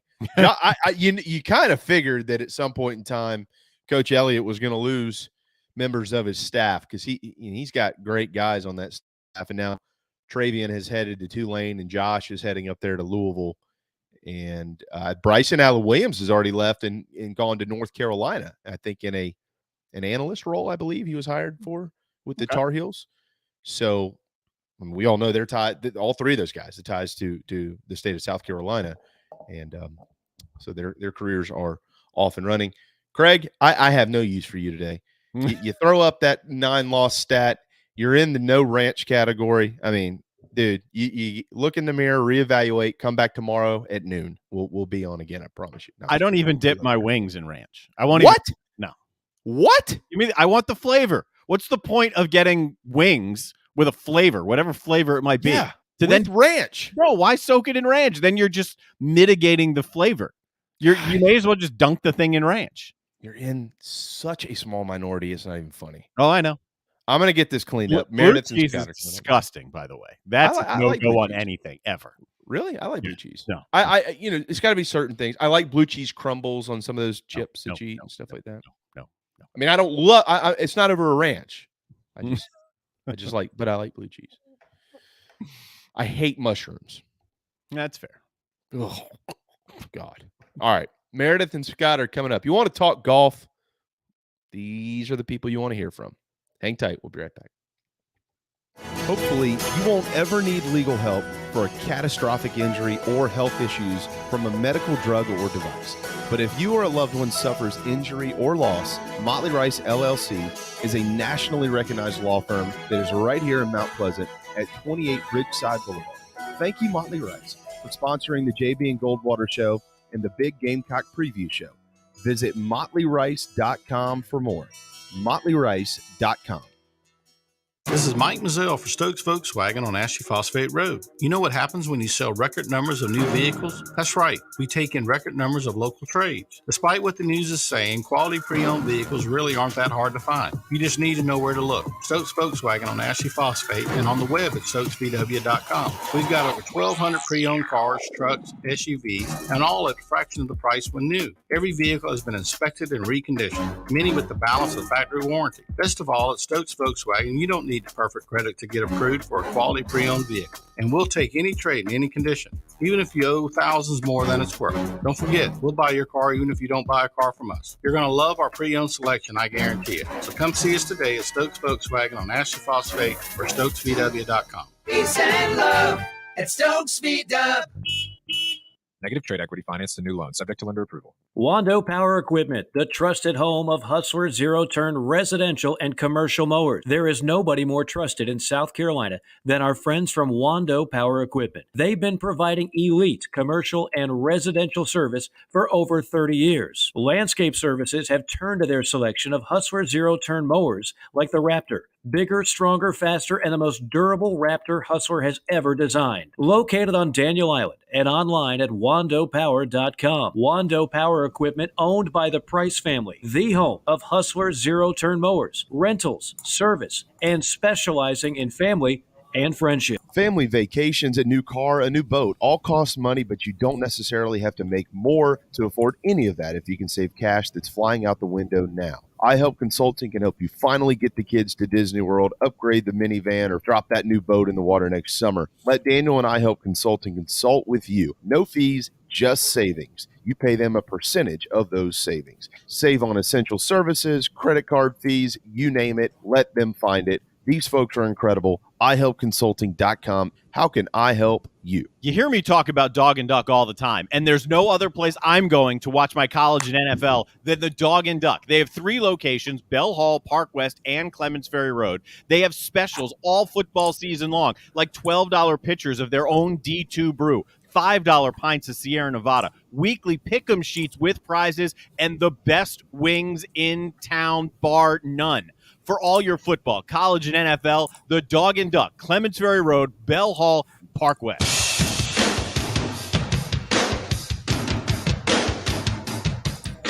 You are listening to the JB and Goldwater Show, live, loud, and online.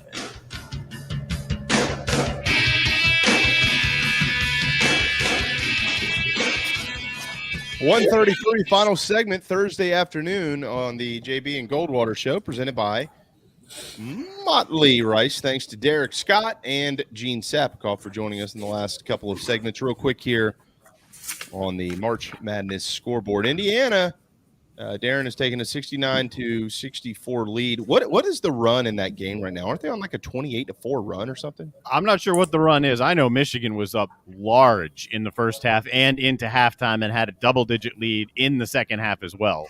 I haven't seen the run pop up, but it's significant. They've completely flipped this game around. Duke is still down to Syracuse. About 14 minutes to go in that game, and the Orange have a 2-point lead. Butler still has a 1-point lead on Providence with 15 minutes or so to go in that one, and Florida down 12, under 12 in the second half on the SEC network against Texas A&M. So there you go. Some of the scores on the scoreboard. We have to address some things with our two guests here before we get into golf. We'll get to the ranch thing second. Darren, you'll love this too. I think this is hilarious, and in no way, shape, or form with my children, I would never let them have their feelings hurt by this. But I had to click on the link because I saw this became somehow news. There was a letter sent to a bunch of volleyball players in Ohio that got cut from their school volleyball team And the letter said, "Thank you for trying out for Mason volleyball, but because of your lack of volleyball skills, you did not make the team." Yeah. Well, there's some parents that got mad about it. I mean, okay. Well, I mean, they told you why you didn't make the team. Like, there's no need to send that letter. None. I mean, what do you want me? What else do you want me to say? Thanks for trying. We're moving in another direction. Yeah, but I mean, you suck. It's the leave that part out. I said if I try out for the golf team and they're like, yeah, I'd rather them say, dude, you don't have any golf skills. You can't play on the golf team. Oh, all right. Oh, thanks. Scott, Meredith, could you handle that if you got a letter that said you don't have any volleyball skills? I mean, I guess get better. That's a hat. I just don't get my feelings hurt that easy. I don't know. Maybe I'm made of rubber. We live in a different society now. I remember one of my cousins played, like rec league basketball growing up at a young age. I don't know how old they were. And for every basket one team scored, the other team got the corresponding number of points. Oh my God. So every game ended in a tie. Yeah. No. Come on now. That can't be true. Yeah, I don't stand for stuff like that. But hey, this 2022, that's we don't do participation trophies either. No, thank you. No. You're either a winner or you're a loser in my book, man. There's no in between. All right. All the losers are in Darren's category that don't like ranch. Don't y'all both love ranch? Of course. Today's National Ranch Day. I mean, Darren didn't like ranch. Derek Scott didn't like ranch. I'm fine with like carrots and stuff. Carrots. He's the veggie tray guy. Mm-hmm. He's the guy you lock the door for. Oh crap. Darren's here with the damn veggie tray. Not putting anything else in the ranch. Let's bail. What's your favorite? It's National Ranch Day, Meredith. What's your favorite food to dip in ranch dressing? I guess the shorter list would be what I didn't dip in ranch, but now I'm on a diet, so I can't do any of the ranch. Okay. But I'm fine with the veggie tray option. See? Over wings? I mean, wings, any pizza, all the things. That's what Gene said. What about you, Scott? Yeah, I mean, you got to go wings, pizza, of course.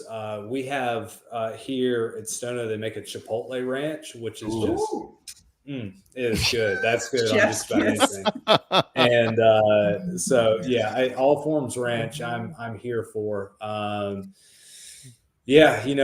favorite, one of my favorite foods on the planet is home team wings, but that's with the white sauce. That's not ranch.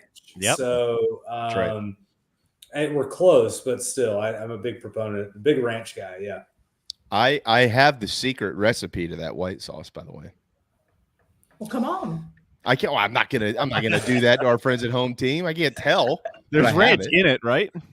Yes. Yeah, there's got to be ranch in that. We'll talk off air. Yeah. I can't tell you how I got it either. Okay. Well, first of all, welcome, Meredith. We're going to talk about your experience in Florida here in just a minute, but I do want to get to the scoreboard at the Players Championship. Harold Varner III, Will Zalatoris, and Tommy Fleetwood are all co-leaders at 4 under, and then there's a few at 3 under and a few at 2 under. Kramer Hickok, Kevin Streelman, and Patrick Reed are joined by Abraham Answer at 3 under par. So they are underway, but they are also in a weather delay from what I understand down there. So not actually on the course right now. I'm not missing anything there, right? We're on hold until they get back on the course, right? You good? Yeah, the last update, it's times like these where PGA Tour Communications is a great follow on Twitter. Yeah, true. They said the next update was going to come at 1:30. We don't have anything yet. It's the last rain delay they've had since the Houston Open last year. So it's been quite a while since weather was affected. We haven't had a rain delay at the Players in 6 years. So no fun. Rain delays are never fun, regardless of if you're a player or a viewer. That's very true. All right. What Meredith, we'll start with you here. Ladies first.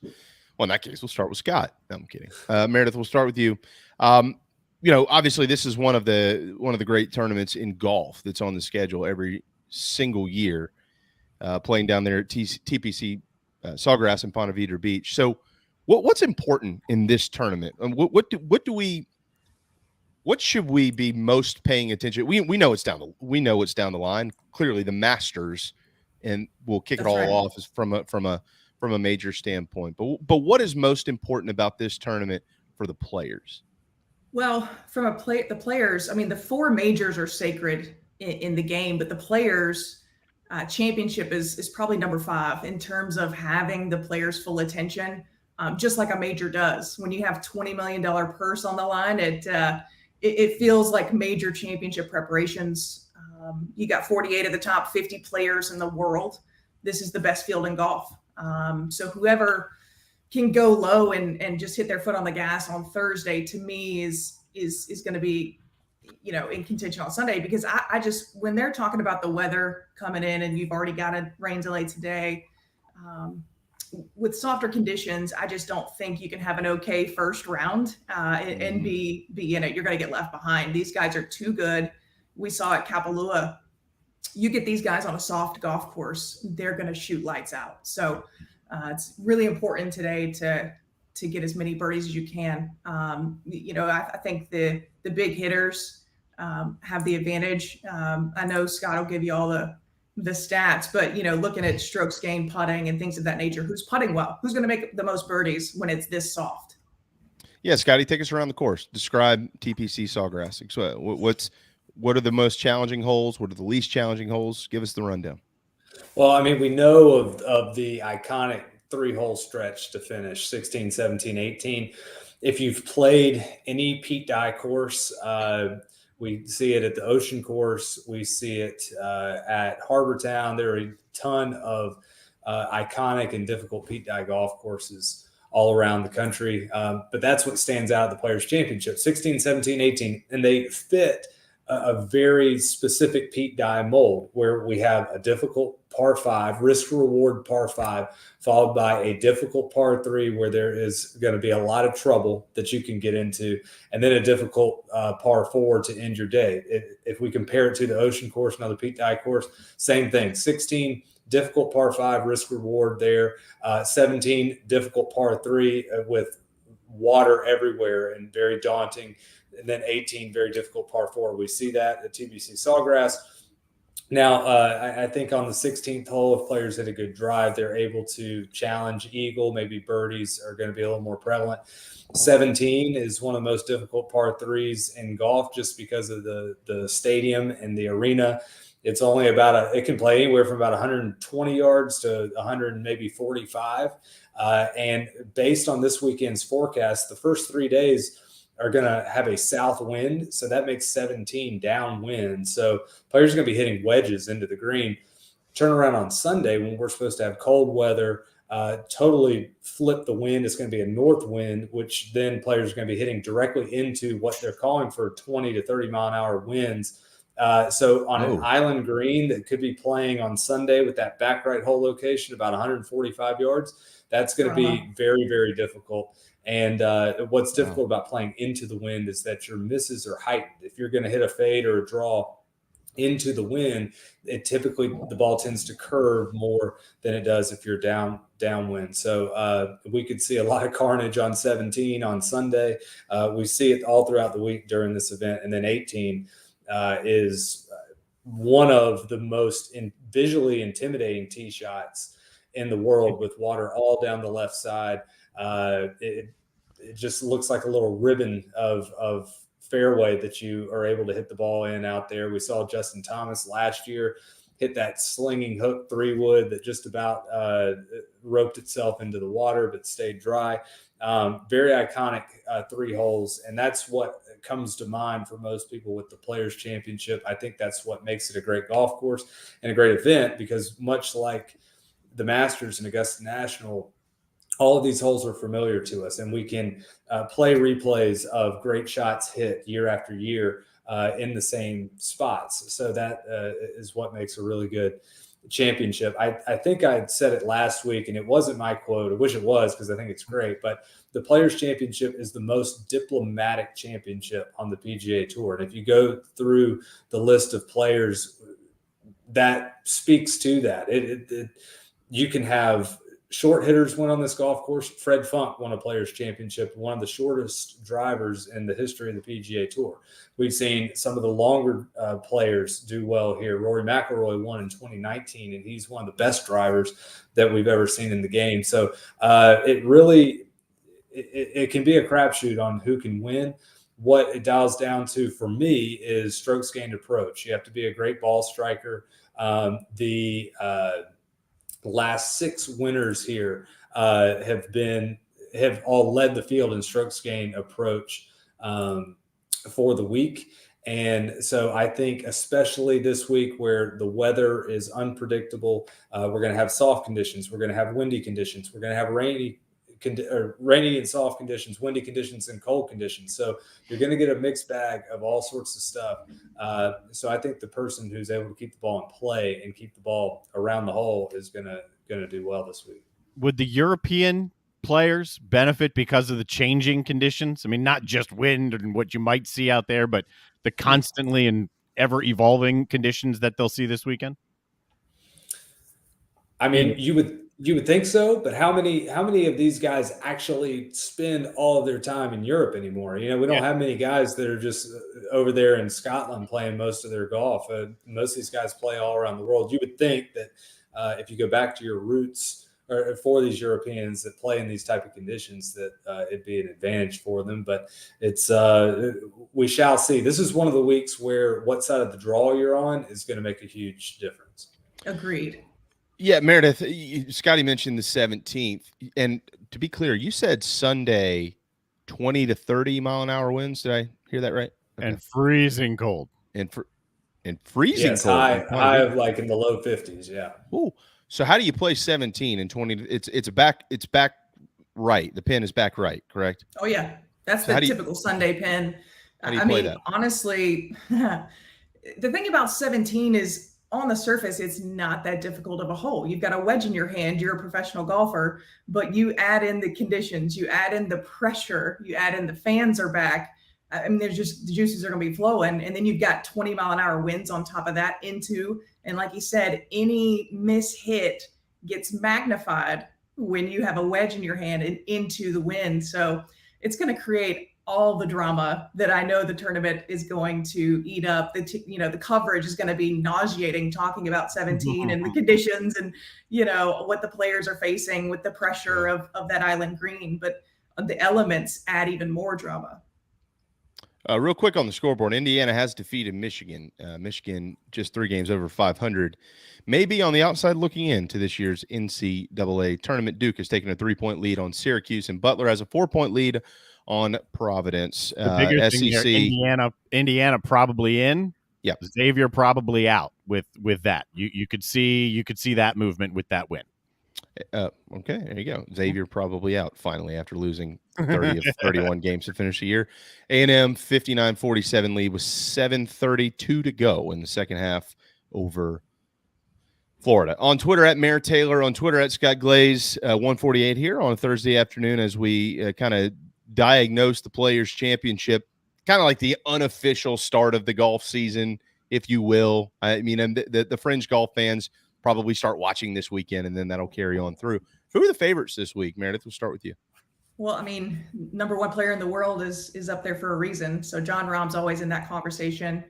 I think Rory McIlroy, Xander Schauffele, Colin Morikawa. Scott talks about great ball striking. He's got to be up there. He's always up there with his. He just puts on a clinic when it comes to ball striking. Mm-hmm. So he's got to be in that conversation. Somebody like a Patrick Cantlay. It was interesting. I think Rory, Patrick Cantlay, and Xander Schauffele played a practice round together a few days ago. So those are 3 guys that are all, just they put on a clinic when it comes to ball striking. So even Willie Z, I know Darren, you like Will Zalatoris. He's another incredible ball striker. So again, these are the best in the world. It's the best field in the world. So like he said, I've heard it called the most democratic tournament as well. All these guys, it's going to be with soft conditions, it's going to be a shootout, in my opinion, unless the conditions get really, really difficult. But soft conditions with these players, it's going to be a lot of birdies, I think. You got a 1:56 tee time today. Well, that's what it's scheduled. Obviously, it's backed up with the weather. But Rory, JT, and Colin Morikawa are in the same group and already scheduled to tee off, but again, backed up because of the delay. DJ, Jordan Spieth, and Daniel Berger. I want to talk about DJ, Scotty. Hadn't heard much about him. What's going on with his game, and what do you expect out of him this week? We'll see. Lot to be seen with DJ. A couple of things that we failed to mention about the Players Championship. This is the largest purse in golf by a long shot, $20 million. There's over $3 million that's going to go to the winner this week. That is absurd. Yep. This is the first Players Championship we have not had without Phil Mickelson or Tiger Woods since 1994. So much different. Much different feel there. And the last, I know that's really hard to believe. The last 6 Players Championship champions, or Players Champions, whatever we want to say, have come. And I talked about the draw, your tee time draw. The last 6 winners have played early on Thursday, late on Friday. They have come from that wave, that draw. And based on the weather today and the suspension of play and guys that are waiting to play in the afternoon that are going to get pushed back, probably won't finish their round, have to turn around, come back out tomorrow, turn right back around and play golf again. They are looking like they're on the bad side of the draw, whereas someone who teed off early, it should be able to finish their round today, hopefully be able to finish it tomorrow, weather permitting, we shall see. But bringing that to DJ is now ranked 9th in the world. He's not been out of the top 10 in the world since 2015.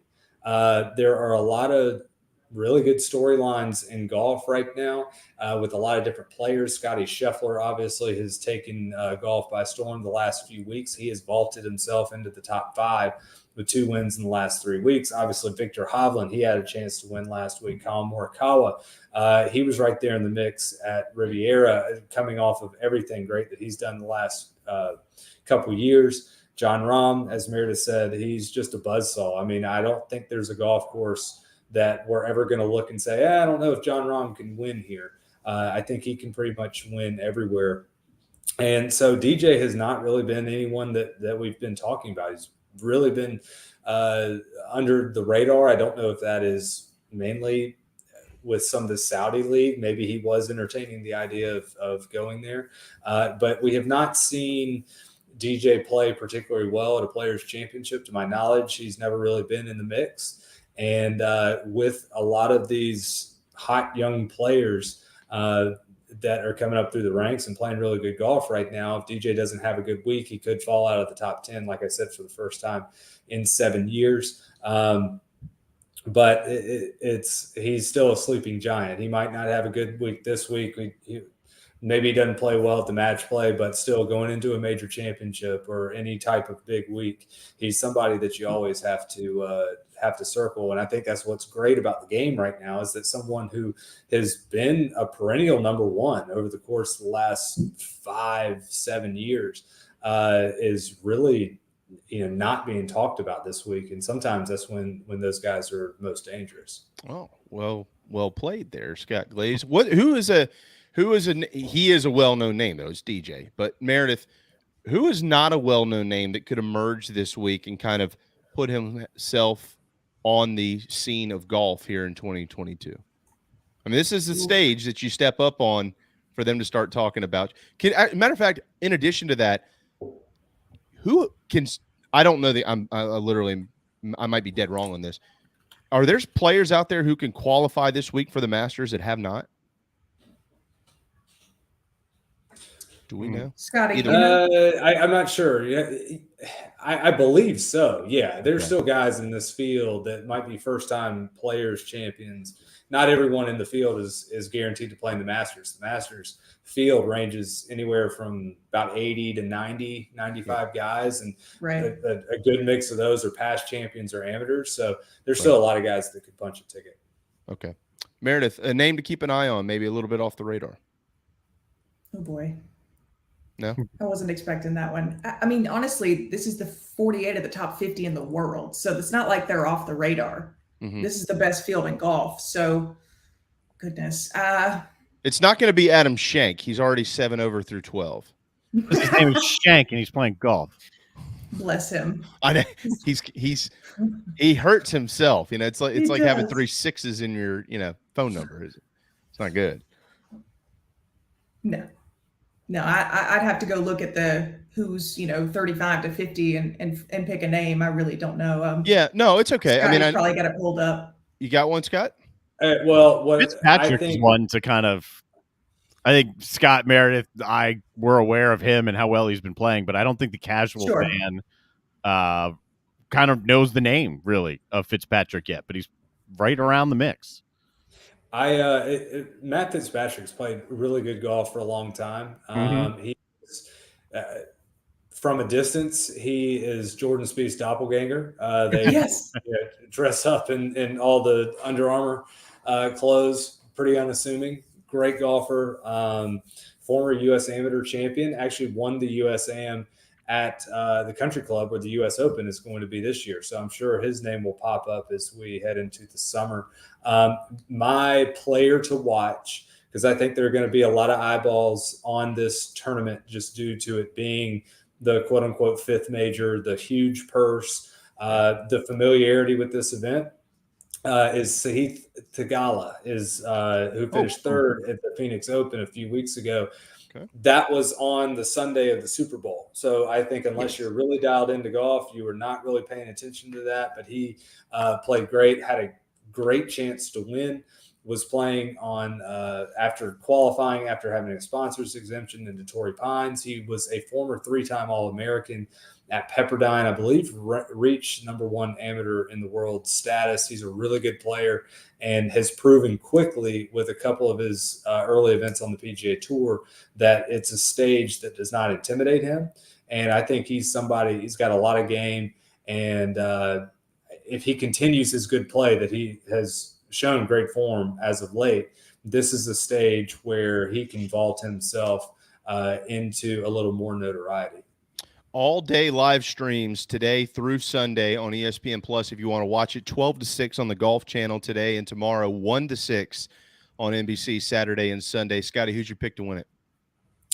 My pick's Colin Morikawa. I know he's probably on the bad side of the draw, but he not only is he's great in strokes gained approach. He's led that stat on tour since 2020.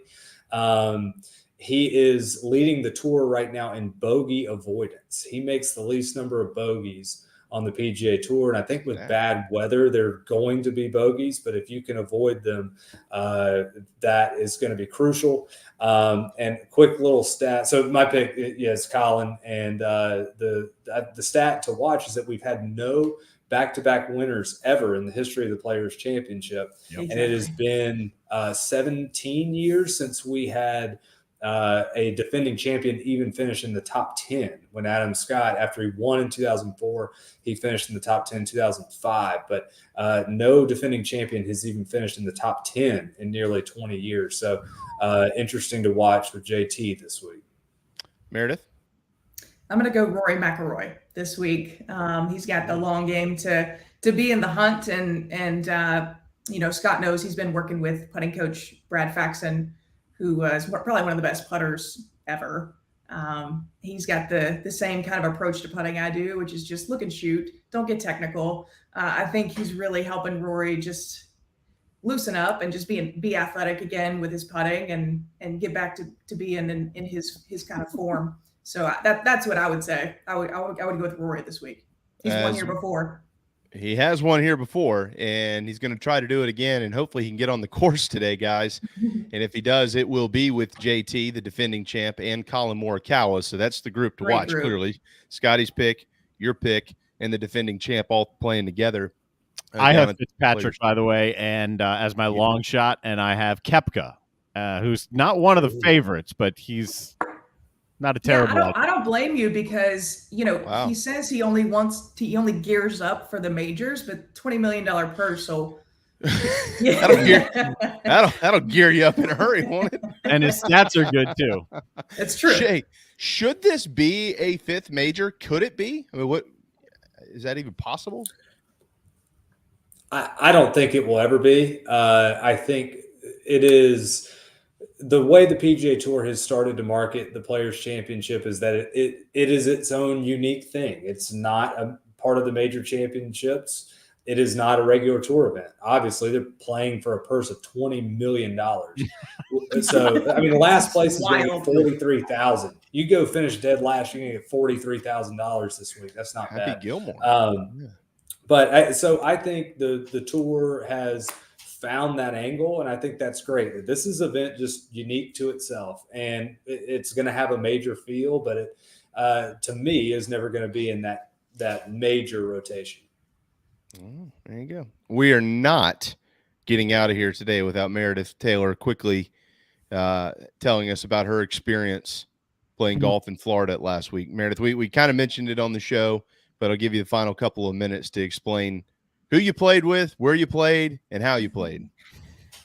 Oh, boy. Well, first of all, I kind of thank God for the opportunity. That's just one of those once-in-a-lifetime experiences. But Herschel Walker invites you to play golf. You say, yes, sir.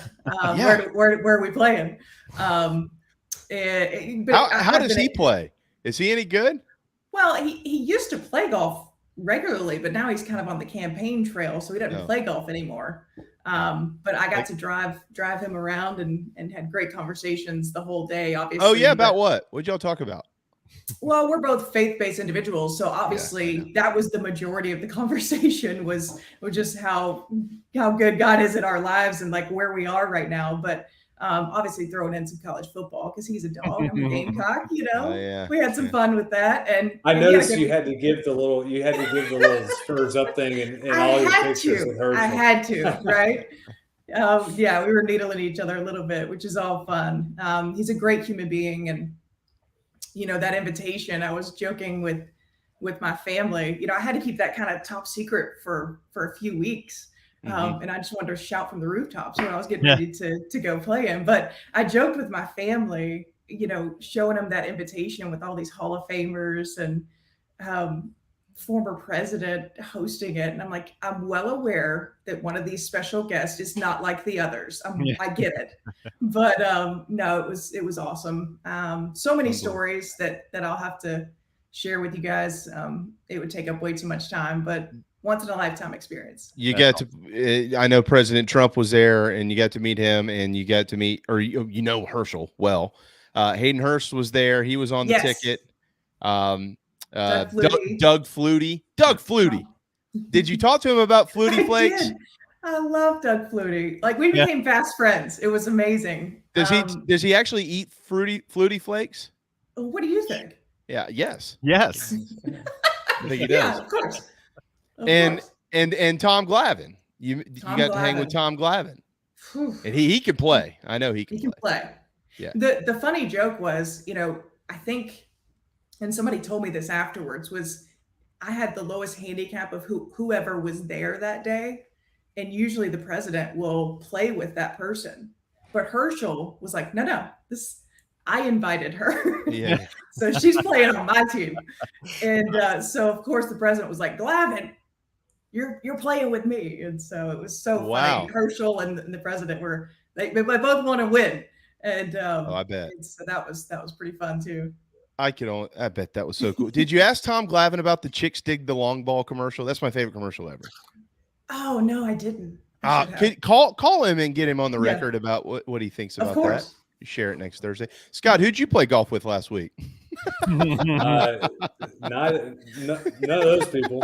The wonderful members at Stono Fair. That's right. Yeah, we hosted a member down at Edisto at our sister course. So that's beautiful that's who I was place. spending my lovely time with. My clubs are back there collecting dust. So we need to remind people that if in addition to playing Stono Ferry, you should get down and play the plantation course at Edisto. It is outstanding. Meredith, it is awesome. I when you sent me the text, I get chills just seeing the names.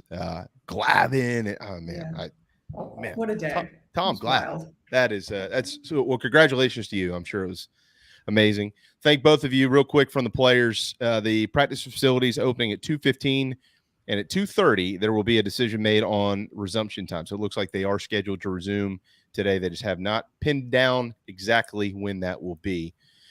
But as we expected, Darren, they would be fantastic, and they were. And these two, we're going to continue to pair them throughout the golf season, and we'll see who's right on Monday. Whoever wins gets a bottle of ranch. Whoever's picked wins the title this weekend. They get $3 million. You get a bottle of ranch. I'll send it in the mail. Back to reality. Love that. Great. Sounds StoneO'FerryGolf.com to book your tee times. And when you go out there, don't ask for Scott Glaze. Nobody knows who that is. Ask for the man. His office is right over there. Corner office, right off the pro shop. Scott Glaze, StoneO'FerryGolf.com.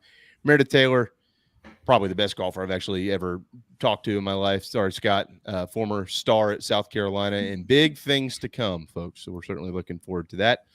Can we just call y'all our golf analysts moving forward? Absolutely. Love it. Band's back together circa 2019. So we're going strong. Still such a blast. That week was so fantastic. Y'all made it the best. Thank you, guys. Have a wonderful weekend. Y'all See too. ya. Later. There you go. Scott, Meredith, see him very soon. We are 5 minutes into JB and GOT, but we are out of here. Might want to check in on that ACC game if you haven't. It's tied at 79 with under 3 minutes to go. Florida making a run in the SEC too. With a minute and a half, they're down 8. Oh. Whoa. All right. Derek Scott's on the call, 5:30 tonight. South Carolina looks to upend Mississippi State. We'll get into all that tomorrow. Thanks to Derek and Scott and Meredith and Gene Sapakoff for joining us today, and all of you. And as always, thanks to Darren for all of his incredible work on the other side. And hopefully we can avoid some rain. My brand new patio would like that greatly. Hasn't been that bad. Yeah, it's just nasty out there. We need the heat back. See you tomorrow at noon on the JB and Goldwater Show. Oh, happy birthday to Margot. 60th birthday. Happy birthday, Margot.